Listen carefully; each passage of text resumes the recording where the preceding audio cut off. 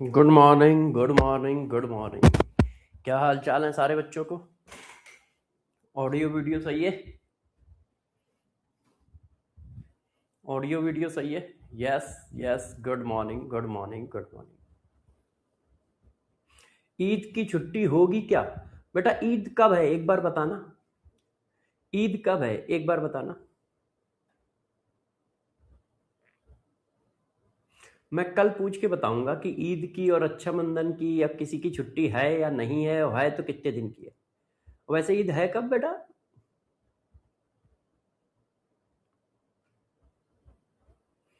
ईद तो अभी गई है। ईद ईद कल है। नूर लिख रहा है ईद कल है। ईद कल कब कहां से हो गई? नूर है, नूर लिख रहा है।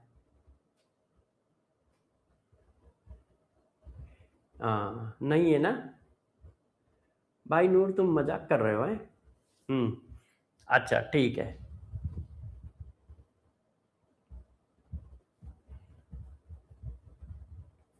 ठीक, चलो अब इन सब चीजों को छोड़िए, है ना।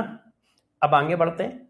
तो आगे बढ़ने में सबसे पहले देखो, आप लोगों को एक बात बता दूं कि टेस्ट है आपका टेस्ट है फ्राइडे को। फ्राइडे को फ्राइडे को डेट बताओ बच्चों कितनी होगी?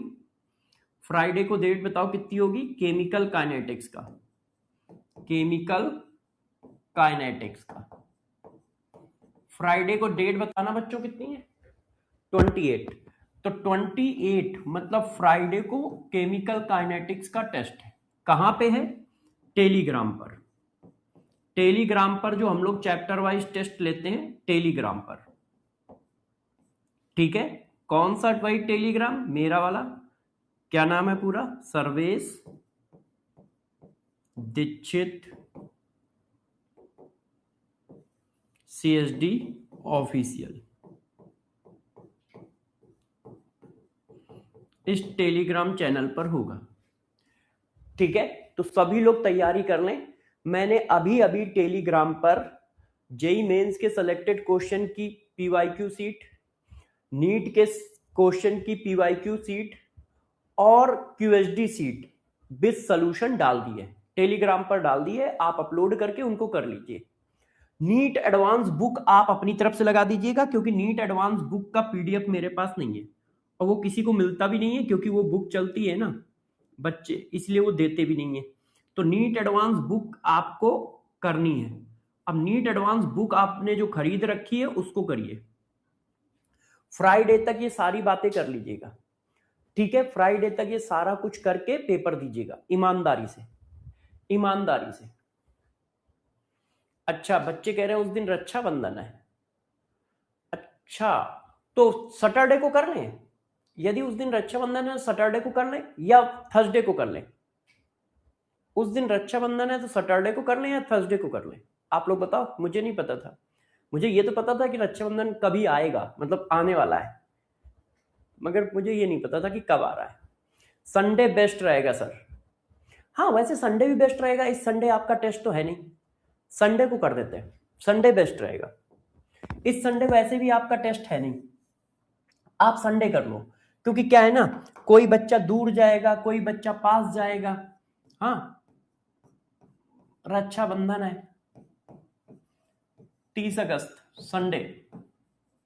संडे को कर लेते हैं, संडे को कर लेते हैं, है ना। एक दिन पहले ना एक दिन बाद। संडे को कर लेते हैं। संडे को टेस्ट होगा केमिकल काइनेटिक्स का टेलीग्राम पे। सब लोग 4 चीजें जरूर लगाएं। QHD सीट लगाएं, नीट के PYQ लगाएं, जेई मेंस के सिलेक्टेड क्वेश्चन की सीट लगाएं और नीट एडवांस बुक करें। बस आपको इतना ही करना है, मिनिमम मिनिमम इतना करना है। मैक्सिमम तो लिमिट नहीं है, जो मन है वो आप करो। मिनिमम इतना करके एक चैप्टर वाइज टेस्ट देना है और इसका हर एक क्वेश्चन आपको आना चाहिए, तो आपको सब कुछ आता है। यदि आपको QHD सीट का हर क्वेश्चन आता है, नीट के PYQ का हर क्वेश्चन आता है, सेलेक्टेड जेई मेंस के PYQ की सीट का हर क्वेश्चन आता है और नीट एडवांस बुक का हर क्वेश्चन आता है। तो मैं आपको गारंटी दे रहा हूं कि आप पेपर में जो क्वेश्चन आएगा वो आप करके आओगे, आपको आता होगा, आपको आता होगा। इसी को सर्किल वाइज घुमाते रहिए। अच्छा, अब ये हो गई बात इसकी। अब आ जाओ जो थर्मोडायनेमिक्स स्टार्ट हुआ है। सबसे पहले बताओ, थर्मोडायनेमिक्स रिवाइज करके आए हो? मैंने आपको कहा था जब तक थर्मोडायनेमिक्स चलेगा डेली रिवीजन करके आओगे। क्या थर्मोडायनेमिक्स रिवाइज करके आए हो? यस या नो? यस। कल सभी बच्चों को थर्मोडायनेमिक्स पूरा पूरा समझ में आया था? कल सभी बच्चों को थर्मोडायनेमिक्स पूरा पूरा समझ में आया था? किसी को कोई दिक्कत तो नहीं थी? यस, वेरी गुड, बहुत सही। होनी भी नहीं चाहिए। गुड। No sir. यस, बहुत सही। तो चलो आंसर बताओ, आंसर बताइए। Density of air in car tyre is होना चाहिए, इन नहीं, है ना? इज 1.25 ग्राम पर centimetre cube major which is system. अब इसमें से सिस्टम कौन है? टायर सिस्टम है, एयर सिस्टम है, कार सिस्टम है, या तीनों सिस्टम है? तो आप बताओ किसको मेजर कर रहे हो? किसकी डेंसिटी को मेजर कर रहे हो? एयर की डेंसिटी को मेजर कर रहे हो। तो air is the system. Yes. आप किसकी डेंसिटी मेजर कर रहे हो? एयर की डेंसिटी मेजर कर रहे हो, तो air is the system. Test tube is example of. Test tube किसका एग्जांपल होती है? Close system, open system, isolated system, none of this. तो यार हम सबको पता है कि टेस्ट ट्यूब कुछ ऐसी होती है, ये देखिए, टेस्ट ट्यूब कुछ ऐसी होती है। अब ये देखो ओपन सिस्टम का एग्जांपल है, यहां पर ओपन है,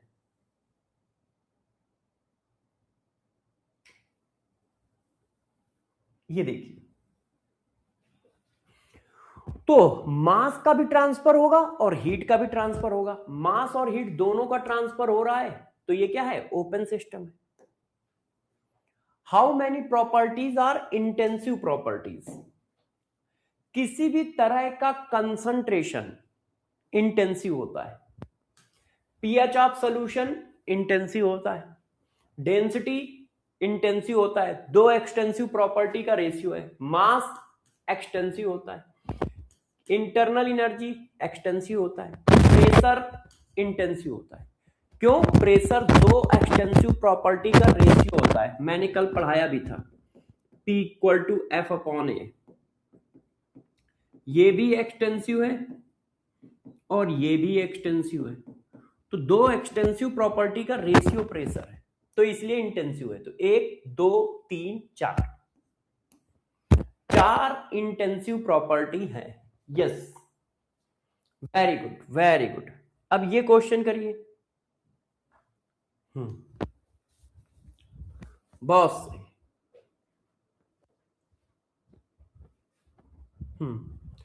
select incorrect match in given example. Atomic mass intensive है या एक्सटेंसिव? बताओ भाई, एटॉमिक मास कैसा है?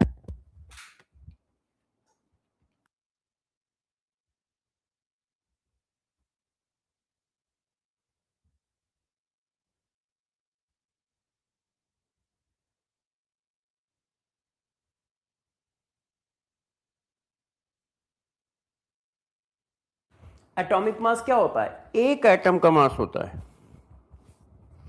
एटॉमिक मास एक एटम का मास होता है, mass divided by number, mass divided by number.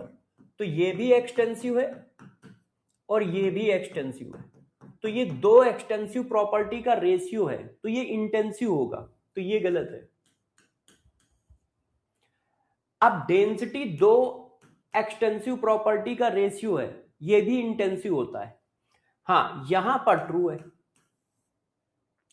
तो पूछा गया है इनकरेक्ट और बी इनकरेक्ट है। Yes, D is the correct answer. Last and final, select incorrect option. Select incorrect option. देखो इंटेंसिव प्रॉपर्टी क्या है? पीएच इंटेंसिव है, किसी भी तरह की एनर्जी एक्सटेंसिव होता है, कंसंट्रेशन इंटेंसिव है, डेंसिटी इंटेंसिव है, किसी भी तरह की एनर्जी एक्सटेंसिव होता है। तो किसी भी तरह की एनर्जी एक्सटेंसिव होता है, किसी भी तरह की एनर्जी एक्सटेंसिव है, ये भी एनर्जी है, ये भी एनर्जी है। नॉन एडिटिव प्रॉपर्टी, अब नॉन एडिटिव प्रॉपर्टी कौन होती है? जो इंटेंसिव होती है। जो इंटेंसिव प्रॉपर्टी होती है वो नॉन एडिटिव होती है। इसका मतलब PRS। एडिटिव प्रॉपर्टी कौन होती है? जो एक्सटेंसिव होती है, Q और T। अब A का मैच है Q, Q नहीं है, Q नहीं है, गलत। B का मैच है Q और T, सही है, B का मैच Q और T है।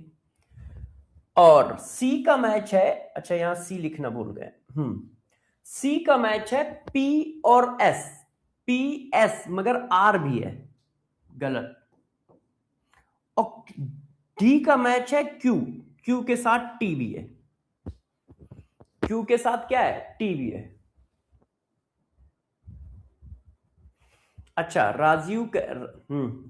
राजेश यादव जी कह रहे हैं कि सर इंटेंसिव प्रॉपर्टी थोड़ा एक बार बता दीजिएगा। बिल्कुल बता देंगे, मगर यार ये भी आंसर तो सही है, डी का क्यू तो है ही है, मगर डी का क्यू के साथ टी भी है, डी का क्यू के साथ टी भी है।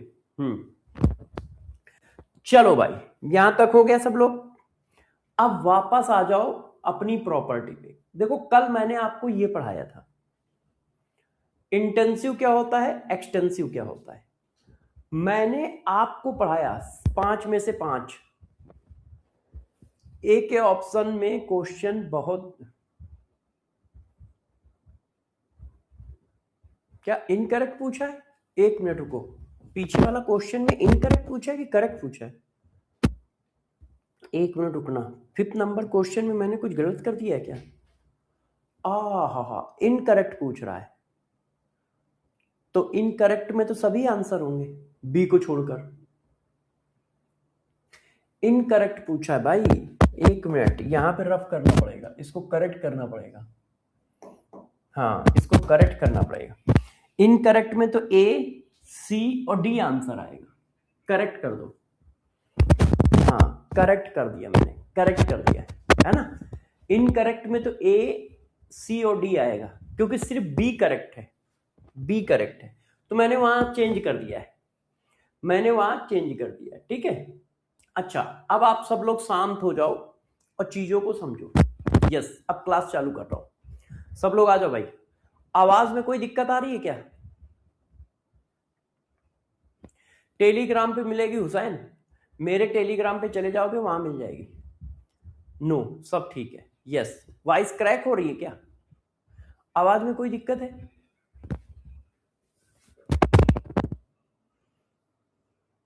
थोड़ा सा, अच्छा इसकी सेटिंग कर लेता हूँ थोड़ी सी।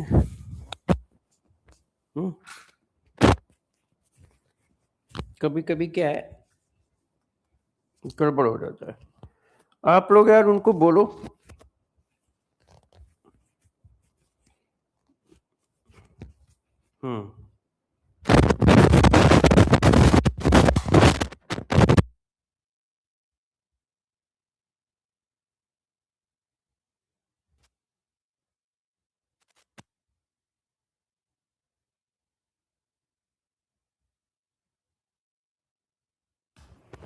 अब देखो,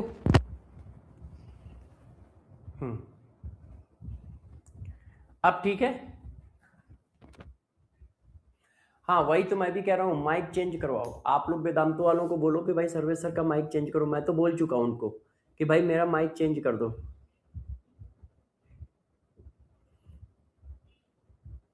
तो कहीं पर मेल, जहां पर आप लोग कम्युनिकेट करते हो वहीं पे मेल कर दो, वहीं पे मेल कर दो, वहीं पे व्हाट्सएप कर दो, वहीं पे फोन कर दो, जहां पर भी होता हो।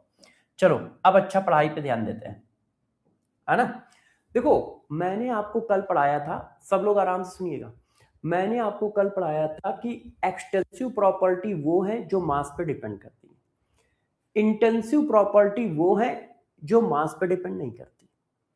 फिर ये हुआ कि यार ये निकालोगे कैसे, तो मैंने आपको एक कॉन्सेप्ट दिया कि जब सिस्टम को बाई पार्ट करते हो, मतलब सिस्टम को कई पार्ट में तोड़ते हो और वैल्यू चेंज हो जाए, आपको लगे कि उस प्रॉपर्टी की वैल्यू चेंज हो जाएगी तोड़ने की वजह से, तो वो एक्सटेंसिव है। और आपको लगे कि तोड़ने के बाद वो वैल्यू फिर भी नहीं चेंज हो रही है, उसकी वैल्यू वही है, हर पार्ट की वैल्यू वही है, तो वो इंटेंसिव है ना। तो वो इंटेंसिव है। यदि सिस्टम को कई पार्ट में तोड़ दिया जाए और फिर भी हर पार्ट की वही वैल्यू निकल रही है, जो पूरे सिस्टम की थी वही वैल्यू हर पार्ट की निकल रही है, तो वो इंटेंसिव है। फिर मैंने बहुत सारे आपको एग्जाम्पल कराए, बहुत सारे एग्जाम्पल कराए। फिर मैंने एक और कॉन्सेप्ट दिया कि दो एक्सटेंसिव प्रॉपर्टी का रेशियो इंटेंसिव होता है। साथ में मैंने यह भी बताया कि इंटेंसिव प्रॉपर्टी एडिटिव नेचर की नहीं होती। क्यों? क्योंकि जब वो डिवाइड ही नहीं हुई तो वो ऐड क्यों होंगी, है कि नहीं। और एक्सटेंसिव प्रॉपर्टी एडिटिव नेचर की होती है। मैंने आपको बहुत सारे एग्जाम्पल कराए। ये देखो, यहां तक मैंने कल पढ़ा दिया था, यहां तक मैंने कल पढ़ा। सर डिवाइड करने पे डेंसिटी तो सेम रहेगा बट वो एक्सटेंसिव है। कौन है भैया? प्रभु, डेंसिटी इंटेंसिव प्रॉपर्टी होती है, एक्सटेंसिव कहां होती है? तुमको किसने बताया? कल से हम लोग चिल्ला रहे हैं कि डेंसिटी। अच्छा हाँ, सीएसडी सीट नहीं दी है। आदिल, भूल गया मैं, टेलीग्राम पर मैं short notes of chemical kinetics डाल दूंगा, सीएसडी सीट डाल दूंगा, हैंड रिटन नोट्स जो हैं सीएसडी नोट्स डाल दूंगा। वो मैं भूल गया, मैं डाल दूंगा, आज ही डाल दूंगा क्लास के बाद, ठीक है। अच्छा, अब मुझे आगे पढ़ाना है, तो देखो अब मैं आपको एक और चीज बताने जा रहा हूं, जरा गौर से सुनिएगा और ध्यान रखिएगा, नहीं तो आप सब बच्चे इसको गलत करोगे। क्या चीज है वो? देखो बताता हूं आपको।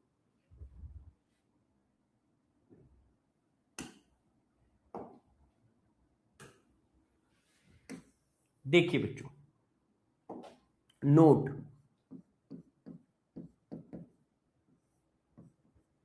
Work and heat are not intensive nor extensive property. Work और हीट ना तो इंटेंसिव होते हैं ना एक्सटेंसिव होते हैं, फिर होते क्या है? वर्क और हीट बाउंड्री प्रॉपर्टी होते हैं। तो बच्चों ने कहा ये क्या रहता फैलाया है सर आपने? बच्चों ने कहा ये क्या रहता फैलाया गया है कि वर्क और हीट बाउंड्री प्रॉपर्टी होते हैं। मतलब क्या हुआ? इसका मतलब क्या हुआ? ये कौन सा रहता आपने फैलाया? तो जरा देखो, जो प्रॉपर्टी सिस्टम में स्टोर रहती है उन्हीं को हम इंटेंसिव और एक्सटेंसिव में डिवाइड करते हैं। जो प्रॉपर्टी सिस्टम में स्टोर रहती है, एक मिनट कमेंट आपके सही कर दे, जो प्रॉपर्टी सिस्टम में स्टोर रहती हैं उन्हीं को हम इंटेंसिव और एक्सटेंसिव में डिवाइड करते हैं। मगर वर्क और हीट केमिस्ट्री में यह माना जाता है कि वो सिस्टम में स्टोर नहीं होते हैं, ड्यूरिंग द प्रोसेस जनरेट होते हैं। तो एक एक करके मेरी बात सुनते जाइएगा, ठीक है, एक एक करके मेरी बात सुनते जाइएगा। देखो बच्चों, जैसे ये सिस्टम है, ये सिस्टम है, अब सिस्टम के पास एनर्जी है, अब इसको सराउंडिंग तक पहुंचाना है। क्यों? दुनिया में दो ही लोग हैं। दुनिया में कितने लोग हैं जरा बताना? सिर्फ दो लोग हैं, एक का नाम सिस्टम है, एक का नाम सराउंडिंग है। अब यार इस एनर्जी को सराउंडिंग तक पहुंचाना है, तो एनर्जी में एक खास बात है, एनर्जी खुद ट्रैवल नहीं करती।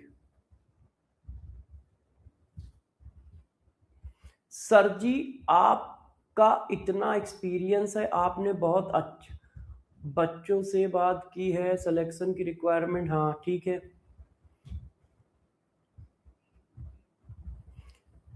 हाँ बेटा, अनुज, अनुज, मैं आज जो है मैं ये बात बताता रहता हूँ, ठीक है, थैंक यू, आप लोगों को चीजें समझ में आती हैं, अच्छा लगता है, बहुत अच्छी बात है। और फिर आपका एक और क्वेश्चन है कि सर सेल्फ स्टडी कैसे करना चाहिए। तो सेल्फ स्टडी कैसे करना चाहिए, इसके लिए आज शाम को मेरा एक सेशन लगा है यूट्यूब पर, ठीक है, 8 बजे। तो 8 बजे आप सब लोग आइएगा। मैंने एक बहुत तगड़ी एनालिसिस की है, बहुत ही तगड़ी, आपको मैं वो दिखाऊंगा और उस पर मैं काम भी करूंगा। पूरी टीम काम कर रही है, पूरी टीम काम कर रही है, उसको मैं आपको दिखाऊंगा। और उसी में ये भी बता दूंगा कि सेल्फ स्टडी कैसे करनी चाहिए। एक बच्चा कह रहा है सर बता देना सेल्फ स्टडी कैसे करनी चाहिए। शाम को, मतलब शाम को बोलो या रात बोलो, 8 बजे सेशन लगा हुआ है, आधे घंटे से 45 मिनट तक मैं लूंगा, क्योंकि बड़ी एनालिसिस है, मगर एग्जाम के लिए बहुत इंपॉर्टेंट है। इसको पिछले, मतलब टीम, मैं भी लगा हुआ था, टीम भी लगाई है, तो उस सबको मिला के मैंने कम से कम उसमें 25-30 दिन लगाए हैं। तो वो एनालिसिस क्या है और वो एग्जाम में कितना इम्पैक्ट डालेगी और प्रिपरेशन में कितना इम्पैक्ट डालेगी, ये सारी बातें मैं डिस्कस करूंगा आज रात में 8 बजे। तो वहां पर सेल्फ स्टडी को भी डिस्कस कर दूंगा, ठीक है। क्लास में अभी पढ़ाते हैं। अच्छा देखो, सिस्टम और सराउंडिंग, दुनिया में दो ही लोग हैं, एक सिस्टम एक सराउंडिंग, और कुछ है ही नहीं। अब यार सिस्टम से सराउंडिंग तक एनर्जी जानी है या सराउंडिंग से सिस्टम तक एनर्जी आनी है, तो एनर्जी को क्या होता है, घमंड होता है, वो खुद नहीं जाती है, वो कहती ना मैं नहीं जाऊंगी। तो यार जब सिस्टम एनर्जी खुद ट्रेवल नहीं करेगी तो एक जगह से दूसरी जगह जाएगी कैसे। जब एनर्जी खुद नहीं ट्रेवल करेगी तो एक जगह से दूसरी जगह जाएगी कैसे। तो एनर्जी बिल्कुल वही है, इलू टीलू वाला काम है, गुस्सा हो गए हो गए, है ना, गुस्सा हो गए। तुमने क्यों ये नहीं कहा कि आज मैं बहुत सुंदर दिख रहा हूं, ये बहुत सुंदर दिख रही हूं, तो बस इस बात पे फैल गए, गुस्सा हो गए। तो वही एनर्जी का है, वही एनर्जी का लेना देना है, किसी भी समय रूठ सकते हैं, उनका कोई भरोसा नहीं है।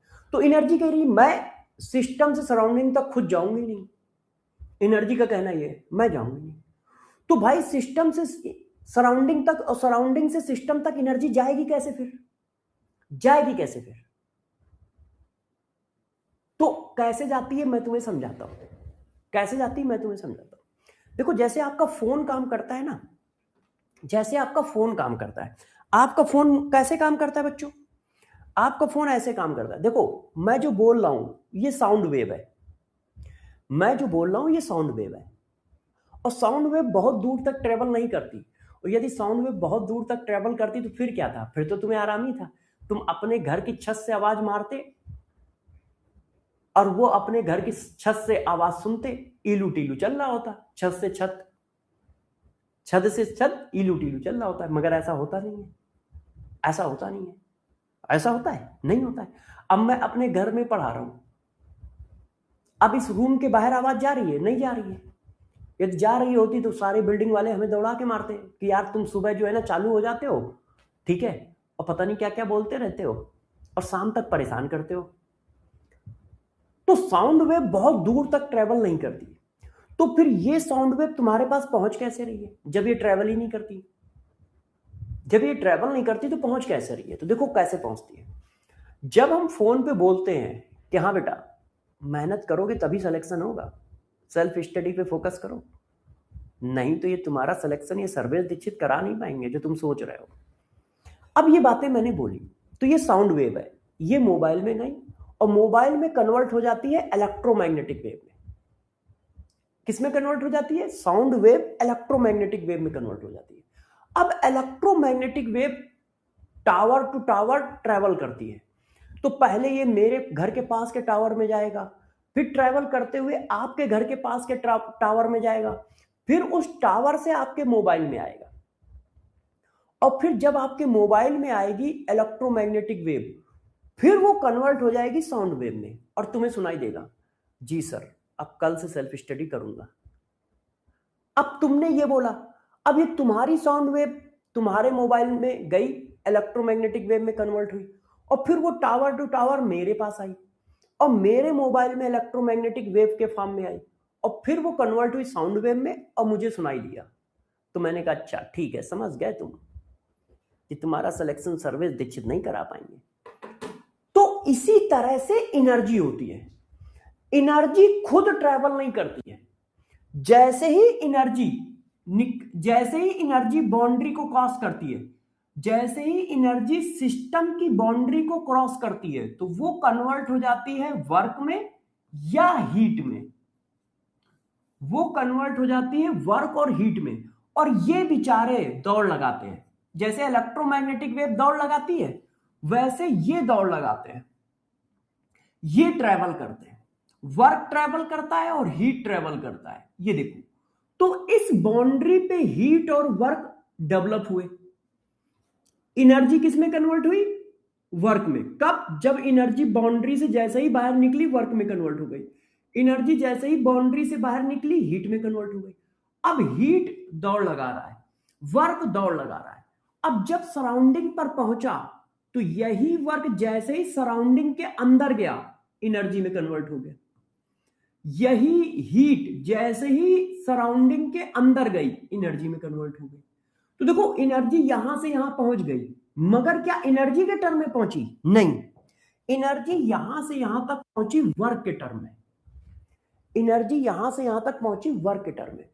तो वर्क और हीट एनर्जी को ले जाने का काम करते हैं, और जैसे ही एनर्जी बाउंड्री क्रॉस करती है वो कन्वर्ट हो जाती है वर्क और हीट में।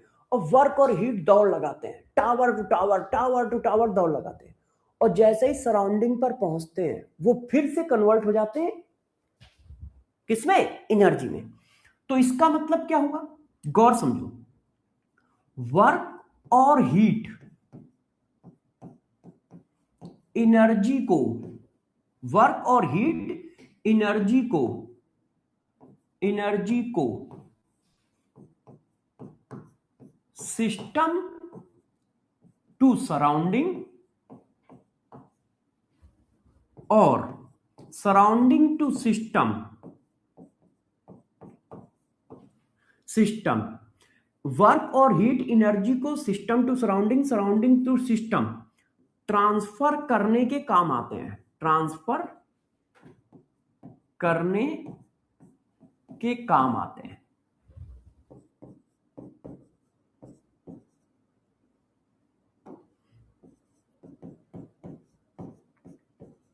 ये देखो, इनका काम ये होता है एनर्जी को एक जगह से दूसरी जगह तक ले जाना।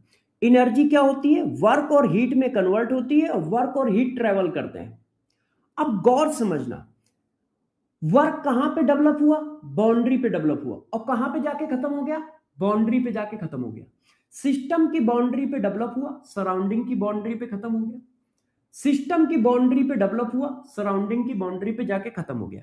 इसीलिए तो वर्क एंड हीट जनरेट, गौर सुनना, generate during the process, work और heat during the process generate होते हैं। ये माना जाता है केमिस्ट्री में। सपोज इन केमिस्ट्री में ये माना जाता है, केमिस्ट्री में ये माना जाता है कि वर्क और heat during the process generate होते हैं, पहले से स्टोर नहीं रहते। जब एनर्जी ट्रेवल कर रही होती है तो एनर्जी वर्क और हीट के फॉर्म में ट्रेवल करती है। कहां पे जनरेट होता है? बाउंड्री पे जनरेट होता है। कहां पे खत्म होता है? बाउंड्री पे खत्म होता है।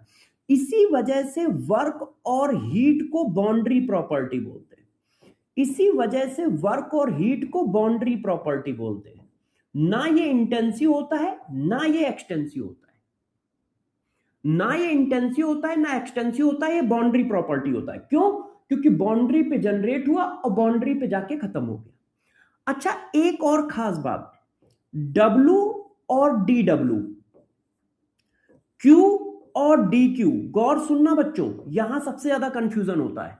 ये दोनों ही चेंज को रिप्रेजेंट करते हैं। दोनों ही चेंज को रिप्रेजेंट करते हैं। चेंज को रिप्रेजेंट करते हैं। अभी मैं और समझाऊंगा। दोनों ही चेंज को रिप्रेजेंट करते हैं, इसका मतलब सेम बात है। Q और dQ सेम बात है और W और dW सेम बात है। गौर समझो, जैसे फिजिक्स में आप पढ़ते हो delta W equal to Q1, delta W equal to W1 difference W2 या W1 माइनस W2, ऐसा फिजिक्स में पढ़ते हो। Delta W equal to W1 minus W2, है ना। मगर केमिस्ट्री में ऐसा कुछ नहीं होता है।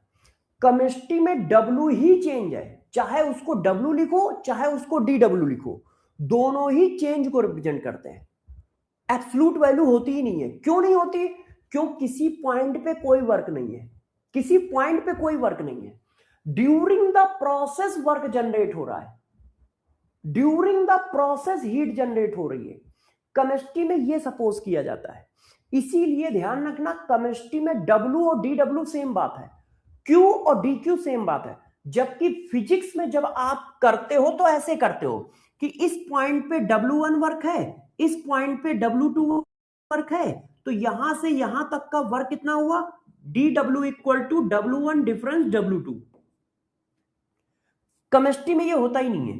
केमिस्ट्री में किसी पॉइंट पे कोई वर्क नहीं होता है, during the process work generate होता है। आप उसी को चाहो तो W लिख लो, उसी को चाहो तो DW लिख लो, दोनों चेंज को रिप्रेजेंट करते हैं। यह बात ध्यान रखिएगा। थर्मोडायनेमिक्स में केमिस्ट्री और फिजिक्स के साइन कन्वेंशन अलग अलग है। थर्मोडायनेमिक्स में केमिस्ट्री और फिजिक्स के साइन कन्वेंशन अलग अलग है। साइंस कभी अलग अलग नहीं होती है, कन्वेंशन अलग अलग होते हैं। तो बच्चों ने कहा ये क्या रहता है सर? मैंने कहा मैं पढ़ाता हूं। जैसे गौर सुनना, 10 रुपए मेरे पास थे, मैंने 10 रुपए अपने गुलशन को दिए, मैंने अपने 10 रुपए गुलशन को दिए। अब ये बात बोलने के लिए मैंने बुलाया किसको?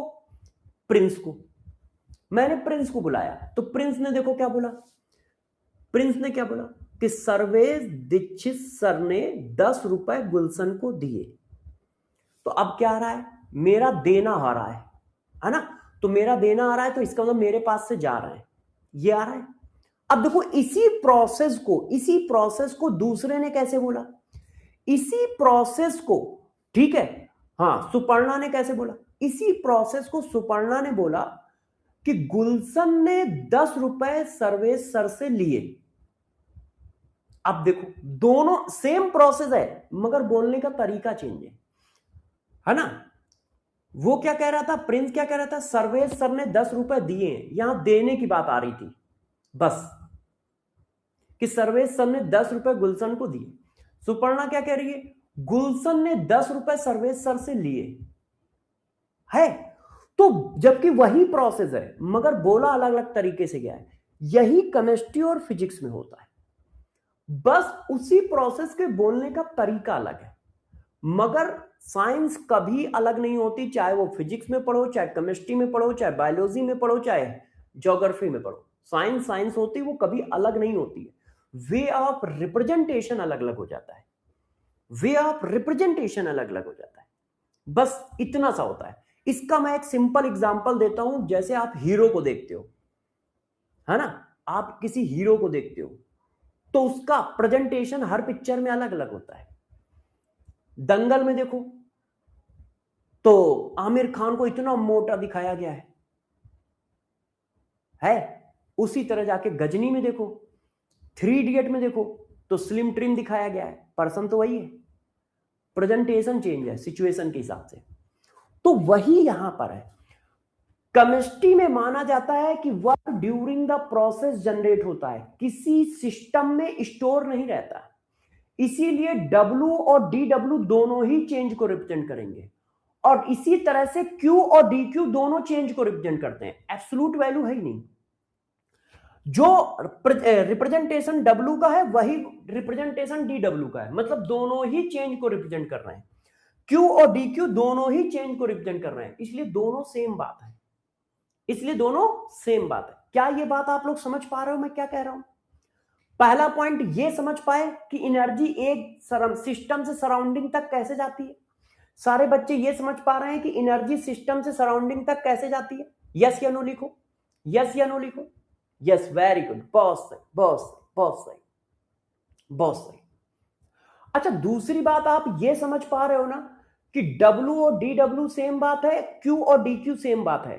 ऐसा क्यों? क्योंकि दोनों ही चेंज को रिप्रेजेंट कर रहे हैं, दोनों ही चेंज को रिप्रेजेंट कर रहे हैं। और इसको बाउंड्री प्रॉपर्टी क्यों कहते हैं?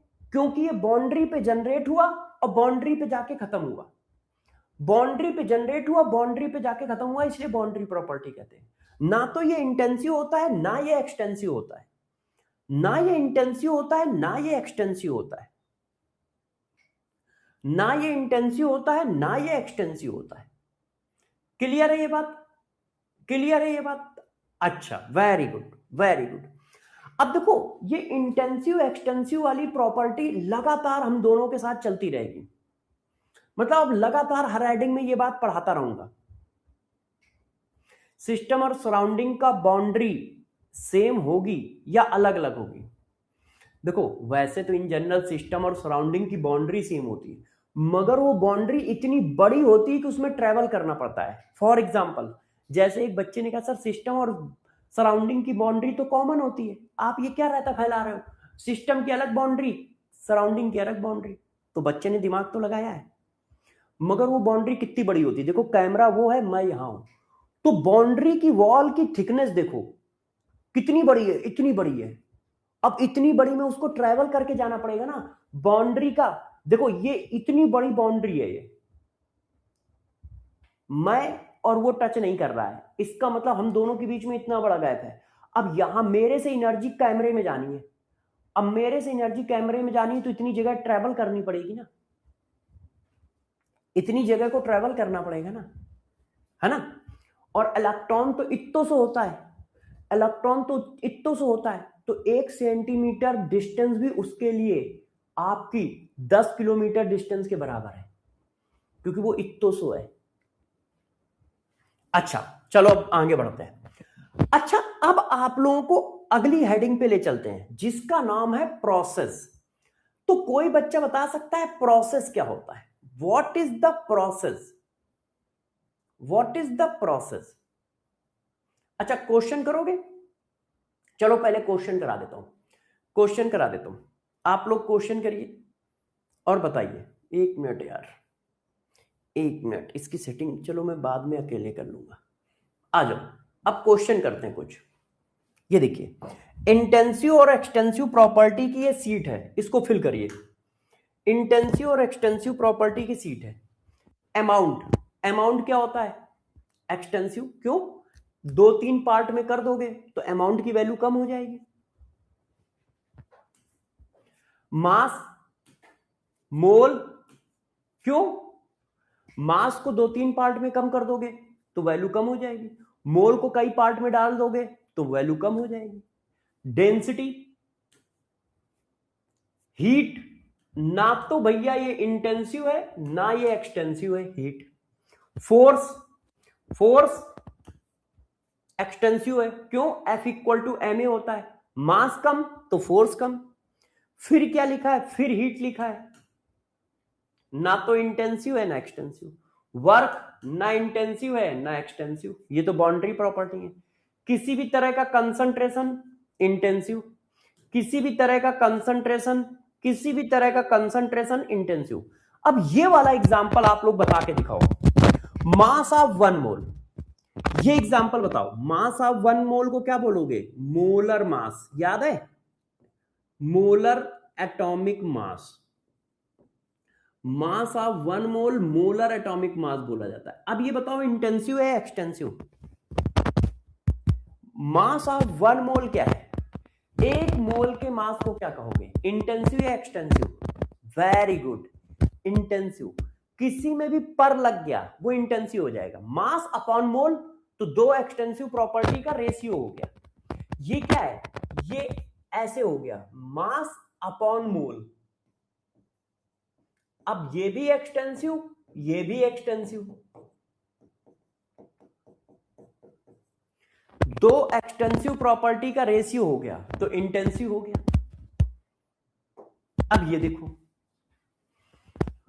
Pressure intensive, temperature intensive. अब जैसे ये है, इसका टेम्परेचर 20 डिग्री है, अब मैं इसको यहां से तोड़ दूं तो दोनों भाग का टेम्परेचर 20 ही तो रहेगा। कि अलग अलग हो जाएगा। अरे इसका और इजी एग्जांपल दे देता हूँ, पेज मेरा खराब कराओगे बस ये है, इस पेज का टेम्परेचर मान लो 20 डिग्री है, अब मैंने इसको कई पार्ट में डिवाइड कर दिया, अब बताओ इसका टेम्परेचर 20, इसका टेम्परेचर 20, सिस्टम को दो पार्ट में तोड़ दिया, टेम्परेचर की वैल्यू अभी भी वही है, तो ये क्या है, इंटेंसिव है, इंटेंसिव है, वैल्यूम एक्सटेंसिव, किसी भी तरह की एनर्जी एक्सटेंसिव, मगर पर लग गया तो इंटेंसिव, क्यों, दो एक्सटेंसिव प्रॉपर्टी का रेशियो हो गया, इंटरनल एनर्जी एक्सटेंसिव, पर लग गया इंटेंसिव। अभी देखो heat capacity, molar heat capacity, specific heat capacity, ये सब मैं अभी पढ़ाऊंगा, तब आपको बताऊंगा, क्यों यहां पर इनकी सबकी डिफिनीशन बतानी पड़ेगी तब समझ में आएगा, और सारी डिफिनीशन यहीं पढ़ा दूंगा तो अभी पूरा चैप्टर बाकी वहां क्या पढ़ाऊंगा। तो ये एग्जाम्पल आप अभी बाद में करिएगा, और मैं जब पढ़ाऊंगा तो वहां लिखाता रहूंगा, आप बिल्कुल टेंशन ना करिए, मैं जब पढ़ाऊंगा तो वहां लिखाता रहूंगा। अब आप लोग क्वेश्चन करके दिखाओ, चलिए हाँ क्वेश्चन करके दिखाइए। फोर्स नहीं समझ में आया, एक बच्चा कह रहा सर फोर्स नहीं समझ में आया, ठीक है, बाकी लोग क्वेश्चन करो, और जिसको फोर्स नहीं समझ में आया था उसको ये बता देता हूं, ये देखो F equal to m a, mass क्या है, एक्सटेंसिव, तो फोर्स भी एक्सटेंसिव होगा, है कि नहीं। अरे मैं एक सिंपल सी बात कह रहा हूं, मान लो एक 10 किलो का पत्थर है और वो सिस्टम है, अब उसको मुझे हटाना है तो फोर्स ज्यादा लगाना पड़ेगा।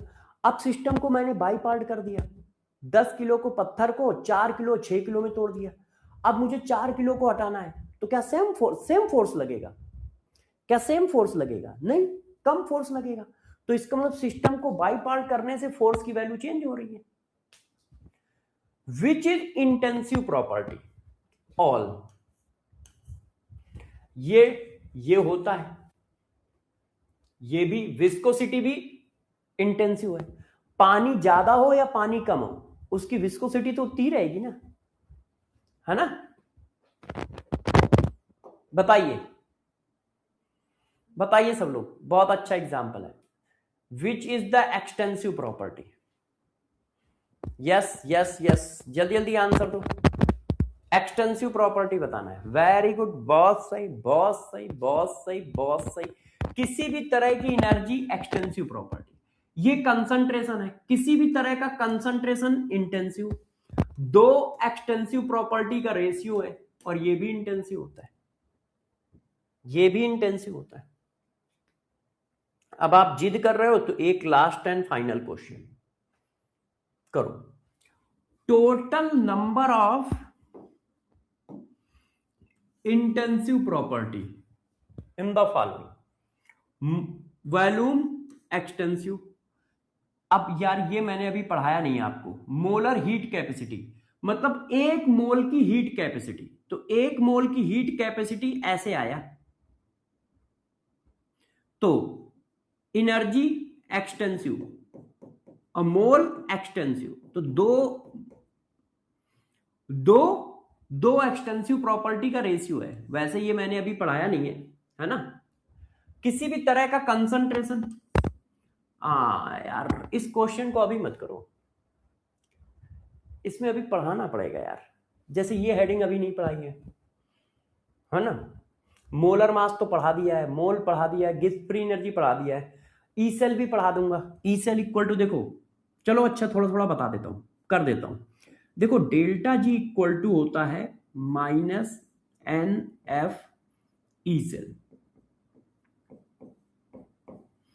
तो ई सेल इक्वल टू बच्चों क्या हुआ, ई सेल इक्वल टू हुआ जाके delta G upon N F, अब ये क्या है, एनर्जी है ना, और ये क्या है, चार्ज है, और चार्ज और एनर्जी दोनों एक्सटेंसिव प्रॉपर्टी है, ये भी एक्सटेंसिव प्रॉपर्टी है, ये भी एक्सटेंसिव प्रॉपर्टी है, तो दो एक्सटेंसिव प्रॉपर्टी का रेशियो है ये, तो इसलिए ये इंटेंसिव होता है, तो जो सेल्फ पोटेंशियल है वो इंटेंसिव प्रॉपर्टी है,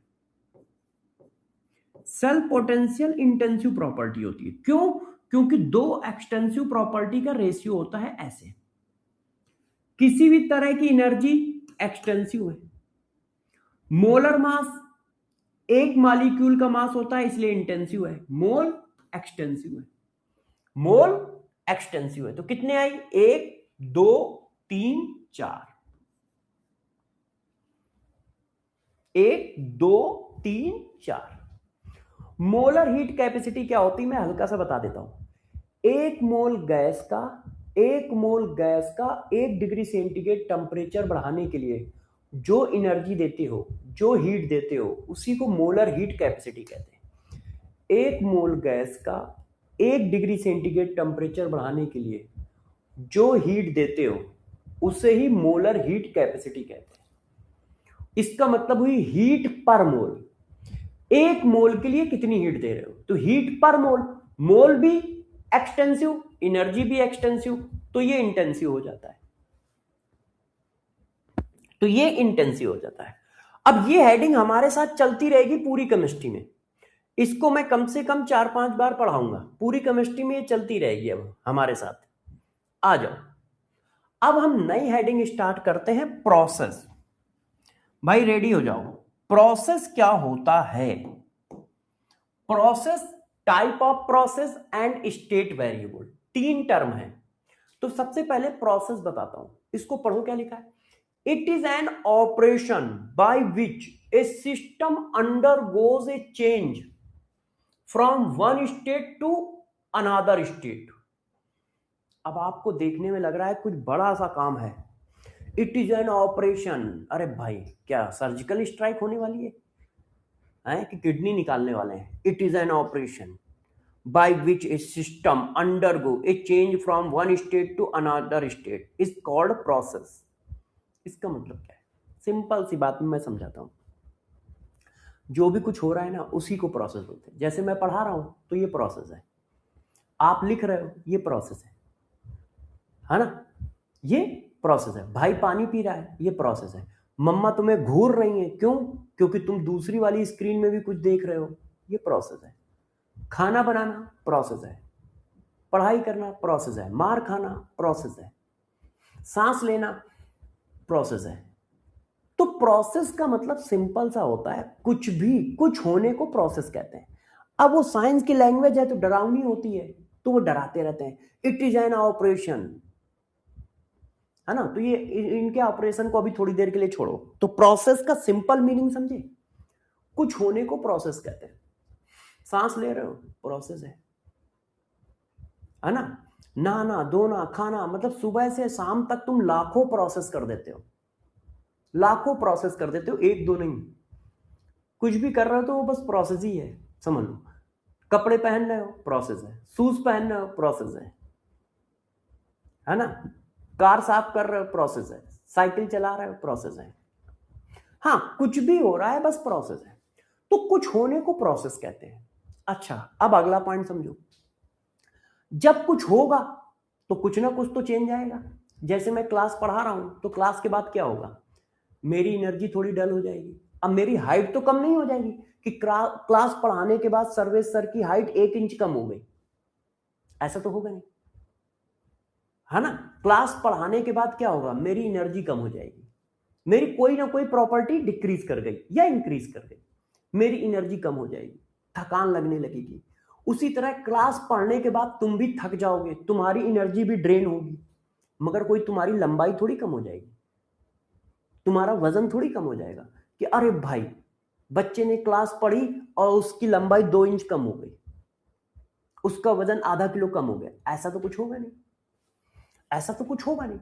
तो होता क्या है कि जब कोई प्रोसेस होता है, गौर सुनना, तो जब कोई प्रोसेस होता है तो सिस्टम के पास सेट ऑफ प्रॉपर्टी होती है। सपोज करो जैसे मैं सिस्टम हूं, अब मैं प्रोसेस कर रहा हूं, पढ़ा रहा हूं ना, तो प्रोसेस है।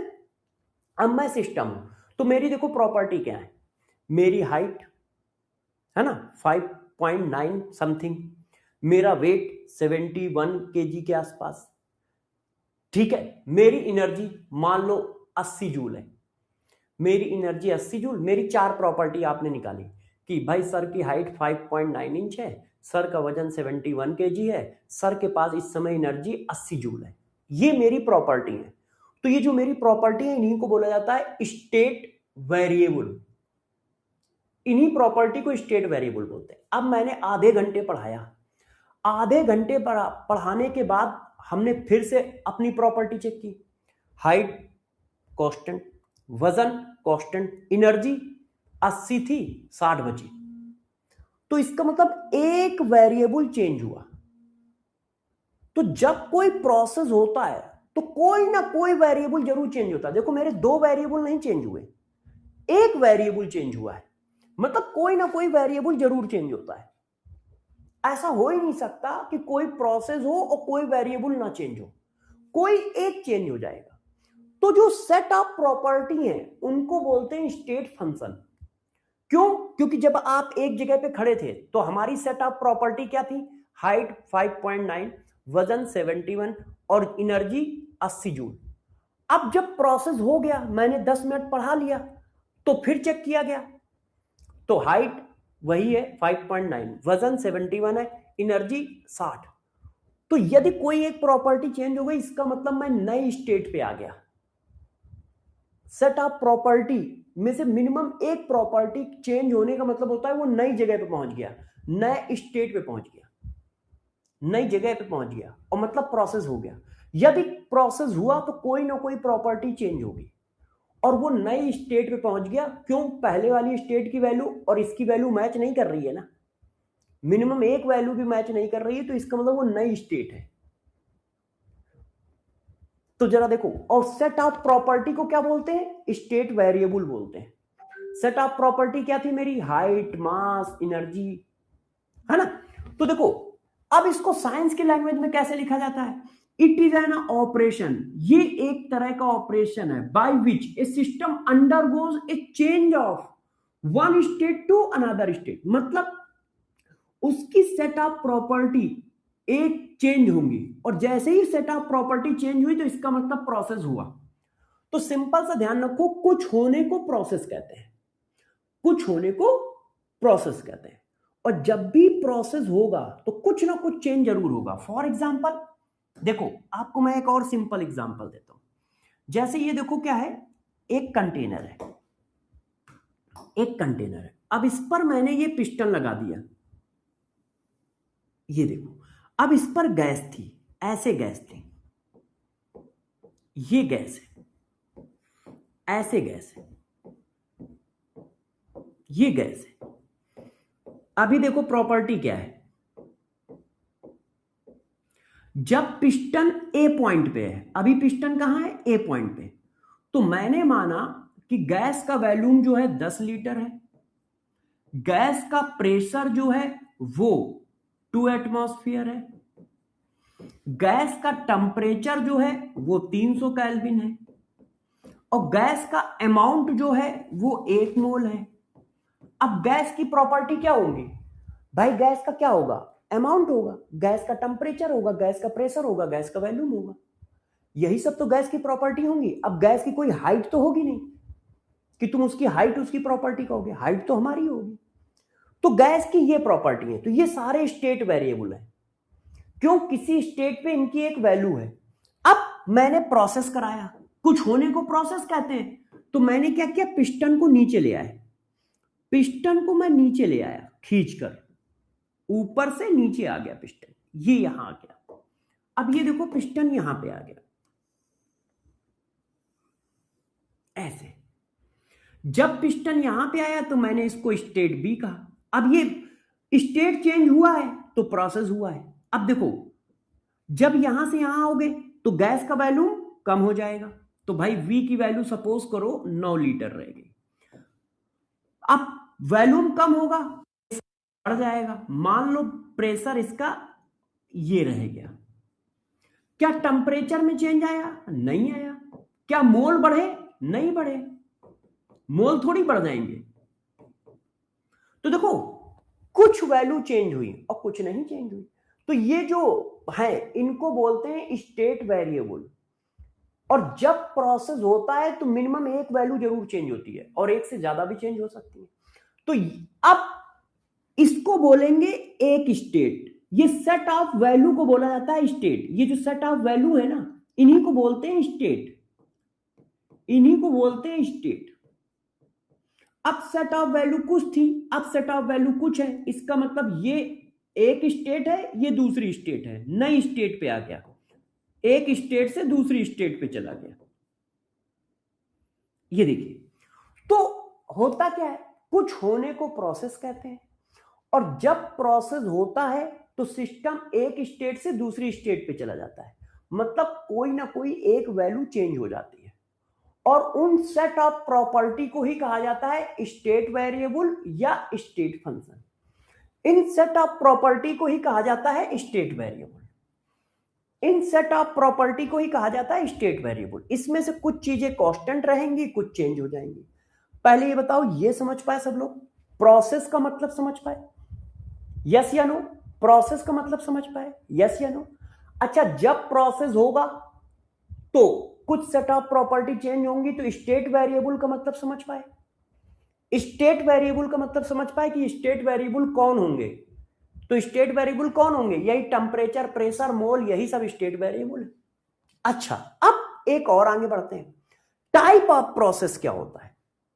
देखो, type of process, type of process simple सा है। जब मैं पढ़ा रहा था तो मेरी हाइट चेंज हुई नहीं, इसका मतलब पूरा प्रोसेस कांस्टेंट हाइट पे हुआ है। बताओ, पूरा प्रोसेस कांस्टेंट हाइट पे हुआ है कि नहीं? हाँ, इसी तरह से जब पिस्टन नीचे आया तो क्या टेम्परेचर चेंज हुआ? During the process temperature constant रहा है। तो कुछ सेट ऑफ प्रॉपर्टी कांस्टेंट रहती है, तो उसके बेसिस पे इसको क्लासिफाई कर दिया गया। यदि during the process temperature constant है तो उस प्रोसेस का नाम रख दिया गया आइसोथर्मल प्रोसेस। आइसोथर्मल प्रोसेस क्या है? ड्यूरिंग द प्रोसेस यदि टेम्परेचर कांस्टेंट है, a process in which the temperature remain constant through out is called isothermal process. यदि पूरे प्रोसेस में टेम्परेचर कांस्टेंट है तो उस प्रोसेस का नाम रख दिया गया आइसोथर्मल प्रोसेस। अब यदि टेम्परेचर कांस्टेंट है तो चेंज इन टेम्परेचर क्या होगा? तो चेंज इन टेम्परेचर कितना होगा? 0 होगा। क्यों? During the process temperature constant है। तो आइसोथर्मल प्रोसेस क्या होता है? ऐसा प्रोसेस जिसमें क्या हो, during the process temperature constant हो, मतलब कुछ होते समय यदि टेम्परेचर चेंज नहीं हो रहा है तो आइसोथर्मल, कुछ होते समय यदि टेम्परेचर चेंज नहीं हो रहा है तो आइसोथर्मल। अब एडियाबैटिक प्रोसेस क्या होगा? यदि कुछ होते समय हीट का एक्सचेंज नहीं हो रहा है। देखो, a process during which no heat is exchange between the system and the surrounding is called adiabatic process. मतलब प्रोसेस होते समय ना तो हीट निकल रही है और ना हीट देनी पड़ रही है, तो उसको बोलते हैं एडियाबैटिक प्रोसेस, उसको बोलते हैं adiabatic process. During the process heat ना तो निकल रही है ना देनी पड़ रही है, तो उसको बोलते हैं एडियाबैटिक प्रोसेस, है ना? तो जब ड्यूरिंग द प्रोसेस हीट ना निकल रही है ना देनी पड़ रही है तो Q की वैल्यू 0 और dQ की वैल्यू 0। अब बच्चे यहां कंफ्यूज होते हैं कि सर Q तो कांस्टेंट है और dQ 0 होगा, ये दोनों 0 क्यों है? क्यों, मैंने तुम्हें क्या पढ़ाया है? Q और dQ दोनों सेम बात है, दोनों ही चेंज को रिप्रेजेंट करते हैं, तो ये भी चेंज है ये भी चेंज है, तो हीट एक्सचेंज ही नहीं हो रही है। तो बच्चों ने कहा sir heat equal to constant क्यों नहीं लिख रहे हो? तो मैंने कहा बहुत मारेंगे, अभी पढ़ाया था, ये ड्यूरिंग द प्रोसेस जनरेट होती है, ड्यूरिंग द प्रोसेस जनरेट होती है, सिस्टम में स्टोर थोड़ी होती है। भाई कांस्टेंट का मतलब क्या है? मेरे पास वो वैल्यू है, मेरे पास वैल्यू कहां है? भाई कांस्टेंट का मतलब होता है वो वैल्यू मेरे पास है, कि भाई चेंज नहीं होगी, चेंज नहीं होगी इसका मतलब मेरे पास है, या है ही नहीं। वो तो जब प्रोसेस चलेगा तब जनरेट होगी, और तुम कह रहे हो प्रोसेस चलने पे जनरेट ही नहीं होगी, तो इसकी वैल्यू 0 है और चेंज भी 0 है। तो गौर से ध्यान रखना, एडियाबैटिक प्रोसेस का मतलब है हीट ना तो सिस्टम हीट लेगा ना सिस्टम हीट देगा। तो Q और dQ दोनों 0 है, क्योंकि Q और dQ अलग अलग बात नहीं है, दोनों सेम बात है। तो कभी कभी बच्चे यहां परेशान होते हैं कि यार Q इक्वल टू 0 भी लिख रहे हैं, DQ इक्वल टू 0 भी लिख रहे हैं, और जबकि यहां क्या लिख के आए हैं, T इक्वल टू कांस्टेंट और DQ इक्वल टू 0। टेम्परेचर को 0 नहीं लिख रहे हैं, तो टेम्परेचर रहता है, ये स्टोर होता है। मेरे पास अभी टेम्परेचर है, ड्यूरिंग द प्रोसेस ये चेंज होगा, या घटेगा या बढ़ेगा या कांस्टेंट रहेगा। तो जब प्रोसेस स्टार्ट हुआ उस समय मेरे पास टेम्परेचर था, मगर हीट क्या है, बाउंड्री प्रॉपर्टी है, ये बाउंड्री पे जनरेट होता है, शुरुआत में होता ही नहीं है।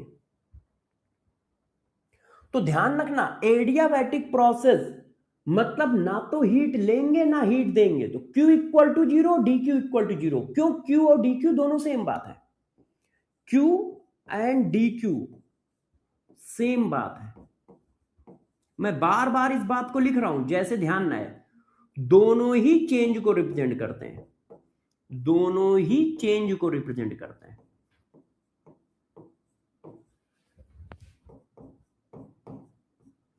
मैं बार बार इसको डिटेल में समझा रहा हूं, बार बार इसको लिख रहा हूं, ध्यान दिला रहा हूं, जैसे भूल ना जाओ।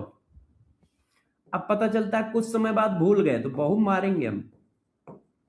दोनों ही चेंज को रिप्रेजेंट करते हैं। अब आइसोबैरिक प्रोसेस क्या होते हैं? यदि during the process pressure constant है तो isobaric process, P equal to constant तो dP और डेल्टा P इक्वल टू 0। पूरे प्रोसेस के दौरान यदि प्रेशर कांस्टेंट है तो isobaric process. Isochoric process, during the process volume constant है तो isochoric process. During the process यदि वॉल्यूम कांस्टेंट है तो आइसोकोरिक प्रोसेस। तो आइसोकोरिक प्रोसेस, तो बात समझ में आई क्या? प्रोसेस क्या है? कुछ होने को प्रोसेस कहते हैं। During the process temperature constant है तो उस प्रोसेस का नाम आइसोथर्मल प्रोसेस रख देते हैं। During the process pressure constant है तो उस प्रोसेस का नाम आइसोबैरिक प्रोसेस रख देते हैं। During the process volume constant है तो उस प्रोसेस का नाम आइसोकोरिक प्रोसेस रख देते हैं। ड्यूरिंग द प्रोसेस ना तो सिस्टम ने हीट ली ना सिस्टम ने हीट दी तो उसको एडियाबैटिक प्रोसेस बोल देते हैं। अब ड्यूरिंग द प्रोसेस का मतलब क्या है, जरा गौर से सुनिए। यहां पर कभी कभी बच्चे कंफ्यूज रहते हैं और क्वेश्चन बनता है, निपट जाते हैं। देखो, जैसे ए हमारी इनिशियल स्टेट है और बी हमारी फाइनल स्टेट है। अब यहां पर देखो वी वैल्यूम है, ये यहां से यहां गया, वैल्यूम में चेंज आया, V1 हो गया, और फिर यहां गया तो V हो गया। अब देखो इनिशियल V था, फाइनल भी V है, तो अब बताओ ये आइसोकोरिक प्रोसेस है या नहीं? आइसोकोरिक प्रोसेस है या नहीं? इनिशियल में जितना वैल्यूम था फाइनल में भी उतना ही वैल्यूम है, तो ये आइसोकोरिक प्रोसेस नहीं है। During the process volume constant है, मतलब जब प्रोसेस चल रहा है तब वैल्यूम कांस्टेंट है, और जब प्रोसेस चल रहा है तो कहां वैल्यूम कांस्टेंट है? यहां तो नई वैल्यू आ गई, यहां तो नई वैल्यू आ गई। देखो ड्यूरिंग द प्रोसेस कहां वैल्यूम कांस्टेंट है, तो during the process volume constant होना, प्रेशर कांस्टेंट होना, टेम्परेचर कांस्टेंट होने का मतलब क्या है कि हर पॉइंट पे वही टेम्परेचर रहेगा जो इनिशियल में था, और हर पॉइंट पे और लास्ट तक वही रहेगा, बीच में चेंज नहीं होगा। ऐसा नहीं होगा कि 10 मान लो 100 टेम्परेचर था, बीच में कहीं 80 हुआ, 90 हुआ और लास्ट में जाके फिर 100 हो गया, तो ये आइसोथर्मल प्रोसेस हो गया ना, ये आइसोथर्मल प्रोसेस नहीं होगा। During the process temperature constant है, इसका मतलब प्रोसेस के हर पॉइंट पे टेम्परेचर कांस्टेंट है, अलग अलग नहीं है, अलग अलग नहीं है। तो बात समझ पाए? अब last and final, cyclic process क्या होता है? देखो साइक्लिक प्रोसेस क्या होता है, मैं सबसे पहले पढ़ाता हूं, क्योंकि ये बच्चों को पता ही नहीं होता है कि साइक्लिक प्रोसेस क्या है। देखिए जैसे ये पॉइंट ए है ना, मैं ऐसे पढ़ाता हूं, ऐसे पढ़ाऊंगा तो तुम्हें ज्यादा समझ में आएगा। देखो ये गैस है, ठीक, ये यहां पे था, ठीक है, अब पिस्टन जो है यहां पे आया। बच्चे कह रहे हैं सर नोट करने का समय तो दे रहा हूं बेटा, बस पढ़ा दूं फिर आपको देता हूं, आराम से नोट करो। अब ये पिस्टन मेरा यहां पे आ गया, फिर पिस्टन मान लो यहां पे आ गया। अब एक बार मैंने और पिस्टन को नीचे किया, एक बार मैंने और पिस्टन को नीचे किया और मैं यहां पे ले आया पिस्टन को ऐसे। अब देखो एक स्टेट ये है, एक स्टेट ये है, एक स्टेट ये है। अब ये इनिशियल है, क्यों? यहां से शुरुआत हुई और लास्ट में यहां तक गए तो ये फाइनल है। अब देखो बच्चों, यहां पे मान लो टेम्परेचर था 300 केल्विन, वॉल्यूम था 10 लीटर, है ना, और प्रेशर था